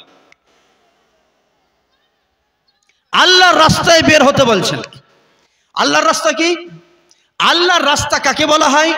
আল্লাহর রাস্তা বলা হয় ওই সকল কাজকে যেই কাজগুলো মানবতার কল্যাণে লাগে, যে সকল কাজগুলো দিনের হিতে লাগে, যে সকল কাজগুলো মানুষকে জান্নাতে যাওয়ার জন্য সাহায্য প্রদান করে, যে সকল কাজগুলো এই পৃথিবীতে শান্তি প্রতিষ্ঠার লক্ষ্যে কাজে লাগে, ওই সমস্ত অ্যাক্টিভিটিস, ওই সমস্ত কর্মকাণ্ড, ওই সমস্ত কার্যকলাপকে বলা হয় আল্লাহর রাস্তায় কাজ করা। কথা বুঝতে পেরেছেন? একজন ব্যক্তিকে খামোখায় কেসে ফাঁসিয়ে দেওয়া হয়েছে, ও লাইন ঘাট জানা নাই। শুনলাম ইদ্রিস বলছিল যে খামোখায় কেস দিয়েছিল, এ পর্যন্ত 90,000 টাকা খরচ হয়ে গেছে। তাই তো বলছিলাম, হ্যাঁ, খামোখায় কেস দিয়েছে, 90,000 টাকা লস হয়ে গেছে, খরচ হয়ে গেছে। এগুলো হচ্ছে মানুষকে আপনার সমস্যার মধ্যে ফেলা, সমস্যায় ফেলা। কেসে আপনার তাকে ধরে নিয়েছে, 7 বছর ধরে জেলে পচাচ্ছে। এর আগে আপনার সিমি সংগঠনকে ব্যান করেছিল, তাদের উপরে 125টা কেস দিয়েছিল। এরপর আপনার ও কেসগুলো কাটতে কাটতে কাটতে 105টা কেস ডিসমিস হয়ে যায়, সব মিথ্যে কেস, একটা সত্য কেস নয়। আর ওরা শেষ পর্যন্ত 25 বছর জেল খেটে বেকসুর খালাস আসলো। কথা বুঝতে পেরেছেন? এর আগে আপনার একটি সংগঠনকে ব্যান করেছে, তাদেরকে জেলে ভরেছে, তাদের বিরুদ্ধে পর্যন্ত কোন রকমের আপনার দোষ খুঁজে পায়নি। ভারতবর্ষে প্রতিটি জায়গাতে যারাই কিছু বলছে, ইমাম সাহেবরা আপনার ইমামতি করছেন, তাদের বিরুদ্ধে আপনার করছে। কেউ মসজিদ ভাঙতে আসছে, সেখানে বাধা দিচ্ছে, তার নামে কেস দিয়ে দিচ্ছে। মুসলিমদের এই যে উত্তরাখণ্ডে এখন যেটা চলছে, প্রায় 50,000 মানুষকে সেখান থেকে উচ্ছেদ করার চেষ্টা চলছে। এই কাজগুলো করছে, কেউ মুখ খুলছে, তার নামে আপনার কেস দিয়ে দিচ্ছে। এগুলো হচ্ছে আপনার মানুষকে হয়রান করার কাজ। আর এই কাজগুলিকে বন্ধ করার জন্য মানুষকে মুখ খুলতে হবে, মানুষকে কথা বলতে হবে। এগুলো হচ্ছে আল্লাহর রাস্তায় কাজ। আর কি কাজ? আল্লাহর রাস্তার কাজ এগুলো। জোর করে মসজিদ দখল করছে, কেন দখল করবে? আপনার আইনি লড়াই লড়তে হবে, আইনকে সাথে নিতে হবে। আর একথা আপনি ভালো করে মাথায় রাখবেন, এই দেশে একথা আপনি ভালো করে মাথায় রাখবেন, আমাদের দেশ গণতান্ত্রিক দেশ। এই দেশে কেউ জবরদস্তি কোনো কাজ করতে পারে না। আপনি আইনের এই পয়েন্টটা খুব ভালো করে আমার এখান থেকে আজকে বুঝে যান। আমি আপনাদের ক্লাস দিচ্ছি, এটা একটা ক্লাস, এটা আপনারা আমার ছাত্র আপাতত, আমি আপনাদের ক্লাস দিচ্ছি। কি এই কথা ভালো করে মাথায় রাখুন, ভারতবর্ষে আইন বিরোধী কেউ কোনো কাজ করতে পারে না। বিজেপিও পারে না, টিএমসিও পারে না, কংগ্রেসও পারে না, ওবায়দুল্লাহ নুরিও পারে না, কারো সম্ভব নয়। তাহলে আপনি বলবেন যে এই এত বড় বড় কাজ হচ্ছে, সেগুলো তাহলে কি করে হচ্ছে? তো আপনাকে বলবো যে কাজগুলো হচ্ছে সেগুলো আইনের সাহায্য নিয়েই হচ্ছে। কথা বুঝতে পেরেছেন? আমি ডিটেলসে যাচ্ছি না, ও মমিন ভাই আসলে পরে আপনাদেরকে এই বিষয়টা বুঝিয়ে বলতেন, অত বলতে গেলে আমার টাইম শেষ হয়ে যাবে। আজকে যারা করছে, ওই যে মসজিদ ভাঙা হলো, জ্ঞানবাপী মসজিদকে আপনার পুজো শুরু হলো, তো ওটা কি আপনার ওরা জোর করে গেল না কোর্ট বললো? বলুন, কোর্ট বলেছে। তো কোর্ট কি আপনার মদ খেয়ে বলেছে না যুক্তি দিয়ে বলেছে? মদ খেয়ে বলো, যুক্তিতে বলেছে। হ্যাঁ, যুক্তিতে বলেছে। এবার আপনার দুর্বলতা যে আপনি ওখানে আপনার যুক্তিটাকে কি বলছে পেশ করতে পারেননি। আপনার দুর্বলতা যে জজ দুই পক্ষের যুক্তি যখন সামনাসামনি হয়েছে, তো জজ এক পক্ষের যুক্তিতে যুক্তি নাই, দলিলের যুক্তি নাই দেখেছে, তারপরও ভয়ে মেনেছে। কেন? যে যদি আমি তার কথাটা না মানি, তাহলে আমার এই কি বলছে আসন থেকে, চেয়ার থেকে নেমে আমি বাড়ি যেতে পারবো কি পারবো না, কোনো গ্যারেন্টি নাই। তাই ভয়ে ভয়ে তাদের কথায় তাদের পক্ষে রায় দিয়েছে। আর এক পক্ষকে দেখেছে, এরা হচ্ছে সততা বিচ্ছিন্ন মুসলিম জাতি, এরা হচ্ছে শততা বিচ্ছিন্ন। এদের আহলে হাদিস, দেওবন্দি, বেরলভী, হাজারা ফিরকা, এরা কখনো তো আবার জ্ঞানব্যাপী মসজিদ নিয়ে কজন লোক গেছে? জ্ঞানব্যাপী মসজিদকে কজন মুসলমান চিনে? কজন তার পক্ষে আপনার লড়েছে? কিন্তু জ্ঞানব্যাপী আপনার ওখানে মন্দির বানাতে হবে, তার জন্য তারা একটা হাওয়া তুলতে সম্ভব হয়েছিল, প্রচুর লোক জোগাড় করেছে। আর মসজিদকে বাঁচানোর জন্য কয় লক্ষ লোক জড়ো হয়েছিল? হয়নি, লোক যায়নি। আপনার একজন জজ, তিনিও তো ওয়াজ করেছেন, তিনি ওয়াজ করেছেন যে যারা পুজো চাইছে তাদের কথায় যুক্তি না থাকলেও করার কিছু নয়, তাদের মাজায় বল আছে। আর যাদের বলছে যে এখানে আপনার মসজিদ বরাবরই আছে, তাদের কথায় যুক্তি আছে, কিন্তু তাদের মাজায় কি? মাজায় কি বললাম? বল নাই। কাজেই কুরসি থেকে আমি যখন নামবো তখন আমাকে প্রোটেকশন দেওয়ার মতো ক্ষমতা ওদের নেই। কাজে তার পক্ষে গিয়ে আমার জান, মাল, প্রাণ হবার দরকার কি আছে? তো এটা হচ্ছে আপনার ভিতরকার কথা। কিন্তু বাস্তব তো এটা যে কোর্টের অর্ডার না পেলে কি আপনার সেখানে পুজো শুরু করতো? তাহলে আমি আপনাকে বোঝাতে চাইছি যে দেশে কোনো কাজ আইনের বিরুদ্ধে চলতে পারে না, সবই আইনকে হাতে করে নিয়ে হচ্ছে। শুধু জায়গাটা হচ্ছে এখানে যে বড়বাবু, আপনার এটা কি থানা পড়ছে জানি না, আপনার বড়বাবু হয়তো এখানে খুব ভালোভাবে চালাচ্ছেন। আমি আমার নবগ্রামের কথা বলছি।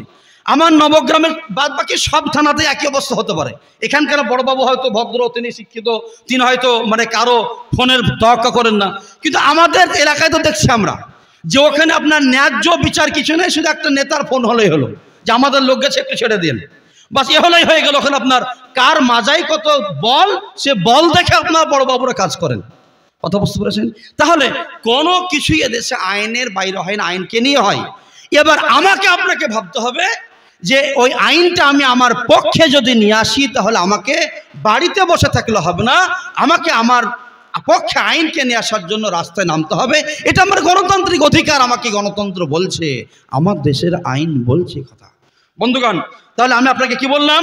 আল্লাহ রাব্বুল ইজ্জত পবিত্র কোরআনে বলছেন যে যখন তোমাদেরকে বলা হচ্ছে তোমরা বের হও আল্লাহর রাস্তায়, তখন তোমরা কেন বের হচ্ছ না? তোমাদের কি হয়েছে? মহানবী সাল্লাল্লাহু আলাইহি সাল্লাম তিনি একটা আয়াতে, একটি হাদিসের মধ্যে বলেছেন অত্যন্ত বাস্তব কথা। তিনি কি বলছেন?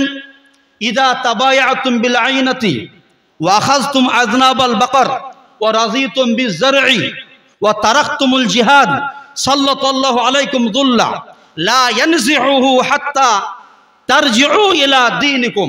আল্লাহ রাসূল বলছেন যে যখন তোমরা ব্যবসা বাণিজ্য মত্ত হয়ে পড়বে এবং চাষবাস করতে শুরু করবে, আর তোমরা এইভাবে আল্লাহর রাস্তায় আন্দোলন করা, হকের পক্ষে বলা, অন্যায়ের বিরুদ্ধে বলা তোমরা যখন ছেড়ে দেবে, ও তারাকতুমুল জিহাদ, এর অর্থ এটাই, যখন তোমরা জিহাদকে, আন্দোলনকে যখন তোমরা ছেড়ে দেবে, তখন সাল্লাল্লাহু আলাইকুম যুল্লা, আল্লাহ তোমাদের উপরে জিল্লতি চাপিয়ে দেবেন।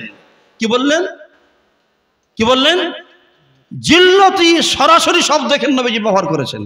একদম ডায়াবেটিসের যিনি ডাক্তার, তো রোগীকেই যেমন বলছেন তুমি হাঁটতে যাও না, তুমি মিষ্টি খাও, তুমি এই কাজগুলো করো, রাত্রেও ভাত খাও, তাই তোমার এই অবস্থা, যেমন একদম তাকে হাতে নাতে বুঝিয়ে দেন। আমার নবী তাই বলছেন যে এই কাজগুলো যদি না করো তো জুল্লা, তোমাদের উপরে জিল্লতি চাপিয়ে দেবেন। কথা বুঝতে পেরেছেন? কথা সবার মাথায় ঢুকেছে যে কি কারণ আমাদের আজকে জিল্লতি? এবার আসুন, আপনি প্রথমে হয়তো ভয় খেয়ে গেছেন যে আমি জিহাদের কথা বলেছি। আসুন, জিহাদ কাকে বলে এবার আপনি বিষয়টা একটু ঠান্ডা মাথায় একটু বুঝুন, তাহলে আপনাকে ভয়ও লাগবে না। এবং যারা ওই জিহাদ জিহাদ আমরা বলি এবং জিহাদ কথাটা ঠিক মতো বোঝাতে পারি না, এবং আমাদের বন্ধু যারা আমাদের কি বলছে শত্রুতা করছে, আমাদের অস্তিত্ব যারা মেনে নিতে পারছে না, তো তাদের বোঝারও দরকার নাই। ওরা আমাদের মুখ থেকে শুধু কথাটা শুনতে চায়, এই কথাটা শুনেই তাদের যথেষ্ট। তারা তখন আপনার নিজের মতো করে ছায়ের দড়ি পাকিয়ে তখন আমাদেরকে গলায় সে দড়ি দিয়ে টানতে শুরু করে। তো এখানে জিহাদ বলতে কি, আজকে জিহাদের ব্যাখ্যাটা খুব ভালো করে আপনি বুঝে যান। জিহাদ বলতে কি? জিহাদের আপনার 3 ধরনের স্তর আছে। জিহাদের বহিঃপ্রকাশের, জিহাদ নামক যে কাজ, এই কাজ করা 3 ধরনের স্তর আছে। প্রথম যেটা স্তর সেটা হচ্ছে সশস্ত্র লড়াই করা। কি বললাম? বলুন। প্রথম যেটা কাজ সেটা হচ্ছে সশস্ত্র লড়াই করা। এই যে কাজ সশস্ত্র লড়াই করা, এই কাজটা সবার দায়িত্বে নয়, এটা সবার উপরে পড়ে না, সবাইকে আল্লাহ তাআলা এটাকে ফরজ করেনি। সশস্ত্র লড়াই কে করতে পারে? দুই ধরনের লোক করতে পারে।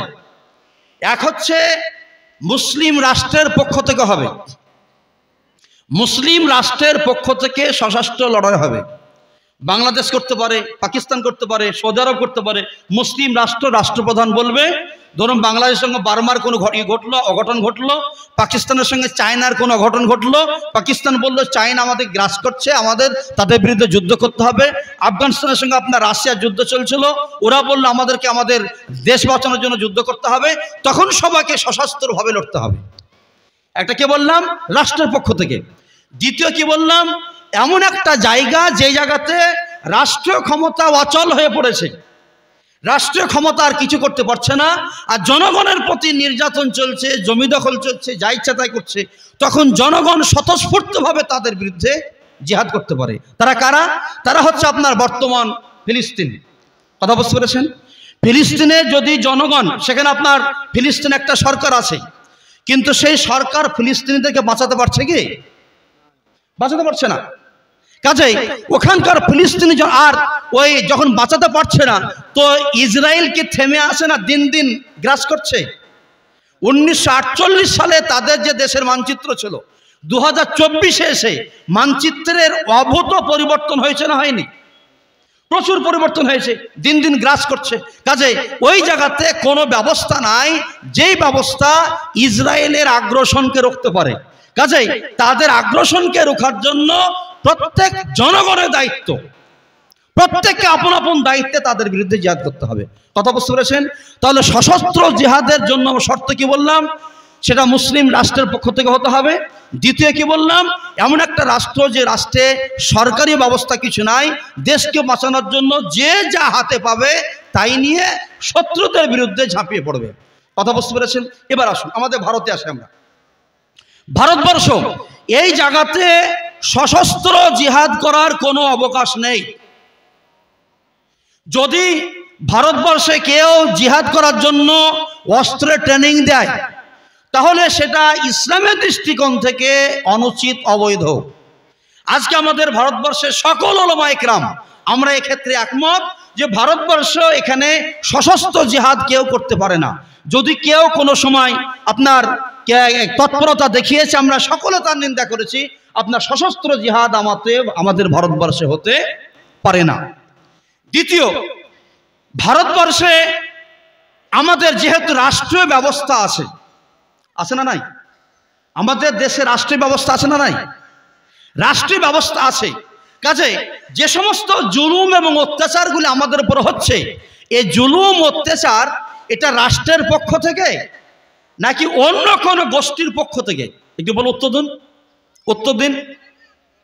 আমাদের উপরে যে জুলুম অত্যাচার হচ্ছে, এটা রাষ্ট্রের চাপিয়ে দেওয়া জুলুম অত্যাচার নাকি অন্য কোনো গোষ্ঠীর এটা জুলুম অত্যাচার? বলো। এই প্রশ্নের উত্তর অনেকে জানা নাই, এখানে আমরা ভুল করে দেই। হ্যাঁ, এখানে রাষ্ট্রের পক্ষ থেকে চাপিয়ে দেওয়া জুলুম অত্যাচার নয়। কিছু কিছু ক্ষেত্রে অবশ্য আছে যেগুলো আমরা বলি যে সেগুলো অন্যায় করছে, কিন্তু আমভাবে সাধারণভাবে মুসলমানদের যে আজকে অস্তিত্ব সংকটের শিকার, মুসলিমরা যে সমস্যার সম্মুখীন, এবং মুসলিমরা আমরা ভারতবর্ষের সকলে আপনার যে সমস্যা বোধ করছি, সেটা হচ্ছে রাষ্ট্রের সমস্যা নয়, এটা অন্য একটা গোষ্ঠীর চাপিয়ে দেওয়া সমস্যা। এ কথা ভালো করে মাথায় রাখবেন। রাষ্ট্রীয় সমস্যা নয়, এই সমস্যা কাদের? এই সমস্যা কাদের? একটা অন্য গোষ্ঠীর। আর দুর্ভাগ্যবশত সেই গোষ্ঠী কেন্দ্রীয় রাষ্ট্রীয় ক্ষমতায় তারা বসে আছে। ধরুন ঠিক এরকম যে এলাকার গান পার্টি, এত তাদের লাঠির জোর। আপনাদের নদিয়া তো আপনার বাউল পার্টি আগে ছিল নাকি মনে আছে? বাউল পার্টি ছিল, এখন মানে বাউলদের আর সেই শক্তি মনে হয় নাই এখন, আগে যেভাবে ছিল। তো ধরুন এমন একটা পর্যায় যেটা ওয়াজের মাহফিল, এটা ওয়াজের মাহফিল, আর বাউল পার্টিদের এমন আপনার জোর হয়েছে বা গান পার্টিদের এমন জোর হয়েছে যে আমাদেরকে এখান থেকে নামিয়ে দিয়ে তারা স্টেজে এসে দখল করলো আর বাউল গাইছে। তাহলে দোষটা কাদের? দোষটা কি এই গ্রামের নাকি আপনার এই দেশের কিছু এখন একটা গোষ্ঠীর দোষ? বলুন, আমাদেরকে জালসাবাদ দিয়ে কেউ এই মঞ্চটা গোছে নিয়ে যদি এখানে গান শুরু করে, তাহলে কি গ্রামের দোষ নাকি আপনার এই গোষ্ঠীটার দোষ? বলুন বলুন বলুন, গোষ্ঠীটার দোষ, গ্রামের সমস্যা নাই। এবার আপনারা সাধারণ মানুষ, আপনাদের কিছু করার নাই, বম পিস্তল সব এদের হাতে, গান পার্টিদের হাতে, তাই আপনার কিছু ভয়ে বলতে পারছেন, আপনার শুনছেন, শুনে যাচ্ছেন, আপনার কিছু করতে পারছেন না। তো বন্ধুগণ, দেশের অবস্থা তাই। এই যে লোকগুলো দেশকে শাসন করছে, তারা দেশ স্বাধীনতার পরে সব চাইতে যে বড় অপরাধ করেছিল, অপরাধটা কি ছিল বলুন? স্বাধীন দেশে সব চাইতে বড় যে অপরাধ করেছিল, সে অপরাধটা কি ছিল? গান্ধীজির হত্যা। কথা বুঝতে পেরেছেন? কার হত্যা? গান্ধীজির হত্যা। তাকে কেন হত্যা করেছিলেন? মাওলানা আবুল কালাম আজাদ রহমতুল্লাহ আলাইহি ইন্ডিয়া উইন্স ফ্রিডম নামে একটি বই লিখেছেন। তার বাংলাতে অনুবাদ হয়েছে ভারত যখন স্বাধীন হচ্ছিল, বইটা পড়বেন। আর অনেক বই আছে আপনার, আপনার দেশ কি করে ভাগ হলো, এ বইটা, স্বাধীনতার ফাঁকি, এই সমস্ত বইগুলো পড়বেন। আর বিশেষ করে ভারত যখন স্বাধীন হচ্ছিল, মাওলানা আবুল কালাম আজাদের বইটা পড়বেন। তো স্পষ্ট কারণ হলো এই, গান্ধীজিকে এই জন্য দেখতে পারছিল না যে গান্ধীজি চেয়েছিলেন সবাইকে নিয়ে একসঙ্গে চলবো। কথা বুঝতে পেরেছেন? সবাইকে নিয়ে একসঙ্গে চলবো, এই কারণেই গান্ধীজিকে আপনার হত্যা করা হয়েছে, অন্য কোনো কারণ ছিল না। আমাদের যিনি বুবুজান এখন আছেন, বা দিদি নাকি দিদিজান, যিনি এখন কলকাতায় আছেন, তো আমি ওনার পক্ষও নাই বিপক্ষও নাই। উনি তো আমাদেরকে যাক মাশাল্লাহ আলহামদুলিল্লাহ ওই দই মিষ্টি চাটনি দিয়ে আমাদের ভুলিয়ে রেখেছেন। আপনার তাতে ভুলে আছেন, আমরা ভুলে আছি দই মিষ্টি চাটনিকে। ইমামরা 2500 টাকা, মুয়াজ্জিনরা 1000 টাকা, আর আপনার প্রত্যেক বাড়ির বউগুলো 500 টাকা, আর ছাত্রর যারা স্কুলের ছাত্র তারা ওই প্রাইমারি পর্যন্ত 1000 টাকা, তারপর আপনার খান সাইকেল দিয়ে 10,000 টাকার আপনার একটা মোবাইল। ভালো, আপনি ভুলে থাকুন, এতে আমার কোনো আপত্তি নাই। তো আমাদের বুবুজান উনি তো যা করছেন সব তো ওদের জন্য করছেন, আমাদেরকে চাটনিটা দিচ্ছেন, তো যাক চাটনি পাচ্ছি আমরা। এবার এই আমার দিদিজানকে মারার জন্য দিদিজানেরও মাথার দাম ঘোষণা হয়েছিল, শুনেছেন কি? শুনেছিলেন? হ্যাঁ, মুরাদাবাদ থেকে এক নালায়ক, কানপুর থেকে এক নালায়ক কয়েক বছর আগে ঘোষণা করেছিল যে মমতা ব্যানার্জি যদি কেউ মাথা কাটতে পারে তাহলে তাকে 11 লক্ষ টাকা পুরস্কার দেবো। কথা বুঝতে পেরেছেন? দিদির কারণটা কি? দিদি আমাদেরকে দেয় না কিছু, ওই চাটনিটুকু দেয়। তো চাটনিটুকু দিদি কেন দিচ্ছ সেটাই তাদের সহ্য হয় না। কথা বুঝতে পেরেছেন? তো গান্ধীজি আমাদেরকে সব দিয়েছিলেন তা কিন্তু দেননি। ও গান্ধীজি শুধু মুখে বলতেন যে মুসলিমদিকে সাথে করে নিয়ে চলবো। তুই এত হিংসুটে এই গোষ্ঠীটা যে মুসলিমদিকে সাথে করে নিয়ে চলবে কথা কেন বলছো তুমি? তো আমাদের দিদির ওপরে এরা রাগান্বিত এই জন্যই যে চাটনি দইটুকু তুমি কেন দিচ্ছ, এটুকু দেওয়া যাবে না দেখে। কথা বুঝতে পেরেছেন? এই হচ্ছে আপনার অবস্থা। আমি আপনাদের কি বলতে চাইছিলাম, আপনাদেরকে বলতে চাইছিলাম যে আজকে আমাদের এই যে দেশের অবস্থা, তো আমাদের যে মুসলিমদের দুরবস্থা, এর জন্য দায়ী কে? দায়ী সরকার নয়। কে দায়ী? একটা গোষ্ঠী দায়ী, যারা দুর্ভাগ্যবশত আজকে আমাদের দেশকে শাসন করছে। তো এই গোষ্ঠীটার বিরুদ্ধে আমি আপনি যদি মুখ খুলি, তো এই গোষ্ঠীটার বিরুদ্ধে আমি আপনি কি একাই মুখ খুলবো, না গোটা দেশের লোক মুখ খুলছে? বলুন, গোটা দেশের লোক মুখ খুলছে না? সবাই মুখ খুলছে, প্রত্যেকে মুখ খুলছে। আর বড় আমাদেরকে আশ্চর্য লাগে, বড় আশ্চর্য লাগে যে এই গোষ্ঠীটা আমাদেরই সবচাইতে ক্ষতি করছে, আর সবচাইতে নিশ্চুপ আমরাই আছি, আমরাই সবচাইতে বেশি নিশ্চুপ। আর বড় দুঃখের কথা যে অমুসলিমরা আমাদের হয়ে কথা বলতে গিয়ে বেশি তারাই মারা যাচ্ছে। আমি তার যদি লিস্ট দেয়, তাদের বড় বড় আপনার ব্যক্তিদের সে লিস্ট দিয়ে আমি অনেক, তাদের লিস্ট হয়ে যাবে। আমাদের হয়ে কথা বলতে গিয়ে তারা মার খাচ্ছে। আর তাই আজকে নিরপেক্ষ ব্যক্তিরা আজকে কথা বলাও ছেড়ে দিয়েছে যে এই ঘুমন্ত জাতি, বেকুব জাতি, এই জাতির জন্য খামোখায় বলতে গিয়ে মরে লাভ নাই। ওরা নিজেরাই তো মুখ খুলছে না, থাক যাইছে তাই হোক তাদের। বন্ধুগণ, তো যে অবস্থা, এই অবস্থার জন্য সরকার দায়ী নয়, এই অবস্থার জন্য কার একটা গোষ্ঠী দায়ী। আর এই গোষ্ঠীকে আপনার জব্দ করার জন্য যেহেতু সরকার আছে, সংবিধান আছে, সংবিধান তো আপনার বানচাল হয়নি। আপনার দিল্লি আমাদের নিম্ন কোর্ট, আপনার হাইকোর্ট, সুপ্রিম কোর্ট এখনো তো আছে। বহু মামলা তো এমন আছে যে মামলার রায় আমরা পাচ্ছি। হ্যাঁ, আপনার একে আলিমউদ্দিনকে মারা হয়েছে, আপনার তাবরেজকে মারা হয়েছে ঝাড়খণ্ডে। তো যাদেরকে মারা মানে যারা মেরেছে ওদেরকে, তো ওদের তো আপনার শাস্তি হয়েছে না হয়নি? শাস্তি হয়েছে। তো সে শাস্তি যত বড় হওয়ার দরকার তত বড় হচ্ছে না, কিন্তু শাস্তি তো হয়েছে। তো যদি আপনি সঠিকভাবে এগোতে পারেন তাহলে নিশ্চয় আপনি শাস্তি তাদেরকে দিতে পারবেন, এতে কোনো সন্দেহ নাই। আমি আপনাকে যেটা বলতে চাইছি যে আজকে আমাদের এদেশে সশস্ত্র জিহাদ করার কোনো কারণ নাই। কেন? এজন্য এখানে সশস্ত্র জিহাদের কোনো প্রয়োজন নাই। আর আমরা যারা সাধারণ মুসলিম তাদের সশস্ত্র করার দরকারও নাই। কেন? এজন্য যে আমাদের এখানে একটা গোষ্ঠী, তাদের উৎপাতে আমরা আক্রান্ত, আর তাদের উৎপাতকে বন্ধ করার জন্য দেশে আইন আছে, সে আইনের কাছে আপনাকে পৌঁছাতে হবে। হ্যাঁ, যেদিন দেখা যাবে যে দেশের সরকার আর কোনো কাজ করছে না, তখন জনগণ আপন আপন হিসাবে যে যা করবে সেটা করবে। যেমন ধরুন, একসময় তো আমাদের দেশে কাদের শাসন ছিল? ইংরেজদের শাসন ছিল, তাই নাই? ইংরেজের সময়তে আমাদের আলেম ওলামারা তারা ফতোয়া দিয়েছিলেন। সে সময়তে আমাদের ওপরে জুলুম কারা করতো? সে সময়তে রাষ্ট্রীয়ভাবে জুলুম হতো, মানে ইংরেজদের পক্ষ থেকে আমাদের উপরে জুলুম হয়েছিল। তো যখন ইংরেজরা জুলুম করছে, তখন ইংরেজদের বিচার করবে কার? বিচার করার কোনো জায়গা ছিল কি? জায়গা ছিল না। সেই জন্য সেই সময় ফিলিস্তিনের মতো অবস্থা হয়েছিল। তাই ওই টাইমে হিন্দু মুসলমান দেশের আপামর জনগণ আমরা সকলেই বাড়ি থেকে বের হয়ে ইংরেজদের বিরুদ্ধে লড়াই করেছিলাম। তো সেই প্রেক্ষাপট ভারতবর্ষে তৈরি হয়নি। এখন এখানে সেকুলার মানুষ আছে, দেশের আইন বহাল তবিয়তে থাকুক তার জন্য মানুষ আন্দোলন করছে, ইভিএমের বিরুদ্ধে আন্দোলন করছে মানুষ। আপনার প্রতিটি জায়গাতে মানুষ আছে যারা গান্ধীর দেশকে গান্ধীর মতো করে রাখতে চায়। শুধু আমাদেরকে সচেতন থাকতে হবে, কারো বলাতে আমাদের যেতে হবে না। চোখ কান খোলা রেখে কি করা দরকার আমাদেরকে আমাদের নেতৃত্ব নিয়ে আসতে হবে, যে সঠিক নেতৃত্বের অধীনে আমাদেরকে চলতে হবে।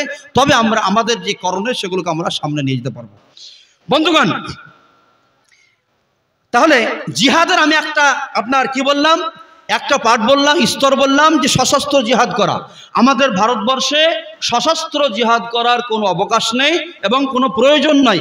এবং আমরা শরীয়ত মোতাবেক বলি যে এই দেশে সশস্ত্র জিহাদ করা সন্ত্রাসমূলক কাজ, এ কাজ করা চলবে না। হাতে যারা অস্ত্র নেবে তারা সন্ত্রাসী। কাজে আরএসএস বজরং দল গোটা ভারতবর্ষ জুড়ে ওদের মিছিল, ওদের মিটিং, ওদের আপনার মানে একজন মেয়েকে ধর্ষণ করতে যাচ্ছে তাও জয় শ্রীরাম মুখে। তো এই সমস্ত কাজগুলো যারা করছে, হাতে অস্ত্র নিয়ে মুখে আপনার জয় শ্রীরাম বলে যারা করছে, এগুলো সন্ত্রাসীদের কাজ, সন্ত্রাসমূলক কাজে ওরা জড়িয়ে আছে। আমরা মুসলিমরা সন্ত্রাসমূলক কাজে জড়াতে পারি না, আমাদেরকে আইনের আশ্রয় নিয়ে যেতে হবে। কাজে এখানে কোন রকমের সশস্ত্র জিহাদের প্রয়োজন নাই। দ্বিতীয় কাজটা কি? দ্বিতীয় কাজ হচ্ছে কলমের জিহাদ। কিসের বললাম? কলমের জিহাদ। আমাদেরকে লিখনের মাধ্যমে প্রতিবাদ করতে হবে, একটা জিহাদ। তৃতীয় যেটা জিহাদ, সেই জিহাদের কথা নবী করিম সাল্লাল্লাহু আলাইহি সাল্লাম তিনি বলছেন, আফজালুল জিহাদি কালিমাতু হাক্কিন ইনদা সুলতানিন জাইর। উত্তম জিহাদ হলো জালেম শাসকের সামনে দাঁড়িয়ে সঠিক কথা বলা। উত্তম জিহাদ হলো জালেম শাসকের সামনে দাঁড়িয়ে কি সঠিক কথা বলা, হক কথা বলা। এটা আমাদের নবীজি শিখিয়ে দিয়েছেন। তো জিহাদের আপনি কটা স্তর পেলেন? একটা হাতের লড়াই, সশস্ত্র জিহাদ, একটা আপনার কলমের জিহাদ, আর একটা জিহাদ কি বললাম, একটা মুখের জিহাদ, বচনের জিহাদ। এবার আসুন, একটি হাদিস আমাদের খুব জানা। আজকের যে গণতান্ত্রিক দেশ, এই গণতান্ত্রিক প্রেক্ষাপটে আমাদেরকে কোন জিহাদ করতে হবে এর একটা সূত্রপাত আমরা নবীজির একটা হাদিস থেকে পাই। খুব ভালো করে আপনার গভীরভাবে বিষয়টা আপনার বোঝার চেষ্টা করবেন। নবী করিম সাল্লাল্লাহু আলাইহি ওয়াসাল্লাম তিনি একটা হাদিসে বলছেন, মান রা মিনকুম মুনকারান, যখন তোমরা কখনো মুনকার কাজ দেখবে, তোমরা মুনকারের অর্থ অনেক কিছু হবে, অন্যায় কাজ দেখবে। এখানে অনেকগুলো আপনার এর অর্থ হতে পারে। যখন তোমরা কোনো জায়গায় মুনকার কাজ দেখবে, তখন সেই মুনকার কাজটাকে তোমরা হাত দিয়ে প্রতিহত করো। একটু ভালো করে বুঝুন, মুনকার কাজকে তোমরা হাত দিয়ে আবাস। আমার আলোচনা শেষ, মাত্র 5 মিনিট, একটু বসে যান। আলোচনা শেষ, আমার আর আলোচনা নাই, আপনাদের ধৈর্য নাই দেখছি, আমি শেষ করে দিচ্ছি। তো নবীজি কি বলছেন, যে যখন তোমরা মুনকার কাজ দেখবে তখন তোমরা হাত দিয়ে প্রতিহত করো। যদি না পারো হাত দিয়ে প্রতিহত করা, যদি প্রেক্ষাপট না থাকে তাহলে তোমরা মুখ দিয়ে তার প্রতিবাদ করো। মুখ দিয়েও যদি তোমাদের প্রতিবাদ করার পরিস্থিতি না থাকে, তোমরা অন্তর থেকে ঘৃণা করো। কথা বুঝতে পেরেছেন? এবার ভালো করে বুঝুন, গণতান্ত্রিক প্রেক্ষাপটের সঙ্গে এই হাদিসের একটু মিলটা আপনি বুঝে নিন, তাহলে আপনার জিহাদটাকে বুঝতে খুব সুবিধা হবে। নবীজি কি বলছেন? যে তোমরা অন্যায়কে দেখলে প্রথম চান্সে হাত দিয়ে তোমরা প্রতিহত করো। হাত দিয়ে প্রতিহত করাটাকে আমরা যদি অস্ত্র ধরে নেই, তাহলে যে কোনো অন্যায়কে দূর করার জন্য আপনার ওই রাষ্ট্রীয় ক্ষমতা হচ্ছে সবচাইতে বড় কি উপায়। রাষ্ট্র যদি বলে দেয়, এক জায়গাতে ধরুন কেউ আপনার মাস্তানি করছে কোন একটা গ্রামে, কেউ একটা মাস্তানি করছে, মাস্তানি করে একটা আপনার আড্ডাখানা তৈরি করেছে, পাশ দিয়ে মেয়েরা যাচ্ছে, তাদেরকে আপনার কটূক্তি করছে, কেউ যাচ্ছে তাদের ছিনতাই করছে। তো ওই যে ঘরটা, অফিস যেটা আছে, ইমাম সাহেব যদি মসজিদে বারবার আপনার বলেন, মসজিদে তাদের কাছে যান, বোঝান, মসজিদে বলেন, খুতবা দেন, তো কাজ কিছু হবে না। এরা যদি মানুষ না হয় কাজ হবে না। আর যদি আপনার প্রশাসনের পক্ষ থেকে মাত্র একটা শুধু ফোন আসে যে কালকে সকাল নাগাদ তোমাদেরকে টাইম দেওয়া হলো, যদি তোমরা গুটি গাটে না পালাও তখন আমরা দেখে নিচ্ছি, তো সরকার যদি একটা কথা বলে সকাল নাগাদ দেখবেন আর কেউ থাকবে না, নাকি? এটা নিয়ম তো এটা। তো সেই জন্য যে কোনো অন্যায় অত্যাচারকে দূরীভূত করার একমাত্র এবং সবচেয়ে মক্ষম যে পন্থা, সেটা কি? সেটা হচ্ছে সরকারি ব্যবস্থা, সরকারি চাপ। বন্ধুগণ, তো এই যে সরকারি চাপ, সরকারি ব্যবস্থা, আমরা সেটাকে সশস্ত্র জিহাদ ধরে নিতে পারি। সরকার যখন জিহাদের ঘোষণা করবে, সরকার আপনার নিজের ক্ষমতা প্রয়োগ করবে, তখন সেখানে অন্যায় এমনিতে দূর হয়ে যাবে। নবীজি বলছেন যদি এটা না হয়, আর সম্ভব নয়, ভারতবর্ষে যে অন্যায় অত্যাচারগুলো হচ্ছে, এখানে আমরা এটা করতে পারি না হাত দিয়ে। কেন? এজন্য যেটা রাষ্ট্রের পক্ষ থেকে নয়, আর এখানে আপনার অস্ত্র ধরার কোনো প্রয়োজন নাই, এখানে একটা সিস্টেম চালু আছে। তাহলে এই সিস্টেমকে প্রয়োগ করার জন্য নবীজি কি বলেছেন? দ্বিতীয় অপশনটা কি দিয়েছেন বলুন? নবীজি অন্যায়কে দূরীভূত করার দ্বিতীয় অপশনটা কি বললেন? ফাবি লিসানিহি, তোমাদের মুখ দিয়ে, জিহ্বা দিয়ে তোমরা সেটাকে, অন্যায়কে দূর করার চেষ্টা করো। আর এই কথাটাকে নবীজি একটা সুন্দর হাদিসে এভাবে ব্যক্ত করেছেন কি? আফজালুল জিহাদি কালিমাত হাক্কিন ইনদা সুলতানিন জাইর। জালেম শাসকের সামনে বা জালেম লোকেদের সামনে, জালেম অন্য জায়গাতে জালেম আমির আছে, জালেম নেতাও আছে, তো জালেম নেতাদের সামনে, জালেম গোষ্ঠীদের সামনে দাঁড়িয়ে তুমি হক কথা, সঠিক কথাটা বলো। সঠিক কথা যখন তুমি বলবা, তখন এমনিতেই অন্যায় দূর হয়ে যাবে। বলুন, নবীজির এই যে আপনার অপশনটা, আমরা আপনার অন্যায়ের প্রতিবাদ করব, তো এই প্রতিবাদ করাটাও, আমি যে জিহাদের আপনাকে তিনটা স্তর বললাম, তো অন্যায়ের প্রতিবাদ করাটাও, এটাও তো একটা জিহাদের অন্তর্ভুক্ত হলো, নাকি বলছেন? আমি কথা আপনাদের বোঝাতে পেরেছি? কথা বোঝাতে পারলাম? তো আজকের প্রেক্ষাপটে গণতান্ত্রিক দেশে আমাদের যেটা করা দরকার, সেটা হচ্ছে আমাদেরকে মুখে প্রতিবাদ করতে হবে। আমাদেরকে এর জন্য বাড়ি থেকে বের হতে হবে, মসজিদের ইমামকেও রাস্তায় নামতে হবে, আলেমকেও আপনার মাদ্রাসাতে আছে, মাদ্রাসার সঙ্গে সঙ্গে রাস্তায় নামতে হবে, সাধারণ লোক তাকেও নামতে হবে। আপনি বিভিন্ন দল করছেন, দল করুন, কংগ্রেস করুন, সিপিএম করুন, টিএমসি করুন, কোনো আপত্তি নেই, আপনি করুন। কিন্তু জাতীয় যে সমস্যা, এই সমস্যার জন্য আপনাকে তো মুখ খুলতে হবে, আপনি কথা বলতে হবে। জ্ঞানব্যাপী জোর করে দখল করছে, হ্যাঁ, এইভাবে আস্তে আস্তে সব জায়গা দখল হবে। পশ্চিম বাংলাও তো দখল হবে একদিন, এখানেও দখল হবে সামনের দিন, কথা যদি না বলেন তো তাহলে পরে।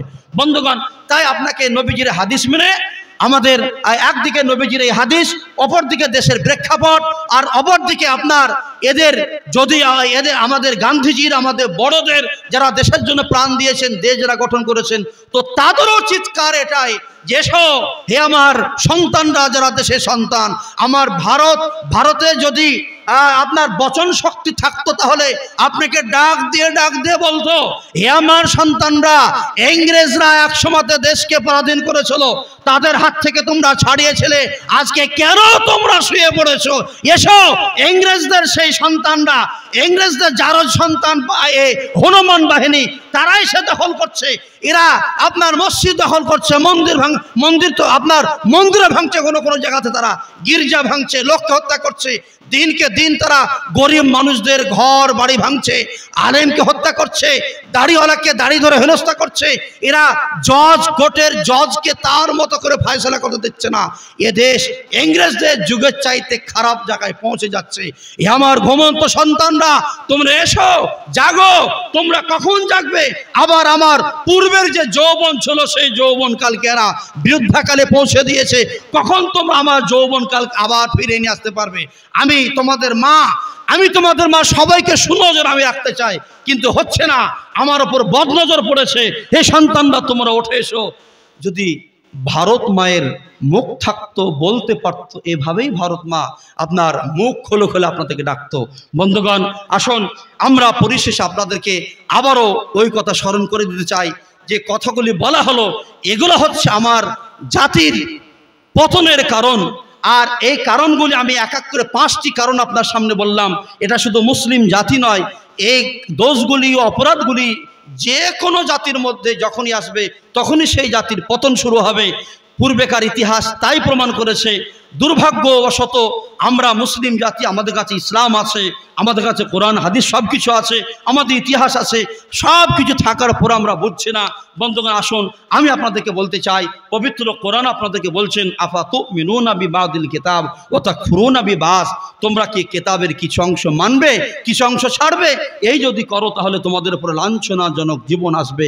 কাজে আসুন আমরা পরিপূর্ণভাবে কিতাব এবং সুন্নাহকে মানার চেষ্টা করি। আর পরিপূর্ণভাবে কিতাব ও সুন্নাহ মানার অর্থ এগুলোই, পরিপূর্ণভাবে কিতাব ও সুন্নাহকে মানার পদ্ধতি ওগুলোই, যেগুলো আমি আপনাদের সামনে পেশ করলাম। পরিশেষে আসুন আমরা সকলেই কোরআন এবং হাদিসকে সামনে রেখেই আমরা আমাদের জীবনের চলার পথের যে নির্দেশনা হবে সেটাকে আমরা ঠিক করি। ইয়া আল্লাহ, তুমি আমাদের সবাইকে শুভবুদ্ধি দান করো। বর্তমান পরিস্থিতিতে যে দেশ উত্তাল হয়েছে, অশান্ত হয়েছে, তুমি আমাদেরকে শান্তি ফিরিয়ে দাও। আমরা হিন্দু মুসলিম সবাই ভাই ভাই হয়ে যেন জীবনযাপন করতে পারি, সে তুমি তৌফিক দান করো। ইয়া আল্লাহ, আমরা মুসলমানদেরকে তুমি যে দায়িত্ব দিয়েছো সে দায়িত্বগুলো বুঝার এবং সেই মোতাবেক আমল করা তুমি তৌফিক দান করো। আমরা সকলে বলি আল্লাহুম্মা আমিন। আসসালামু আলাইকুম রহমতুল্লাহি ওয়া বারাকাতুহু।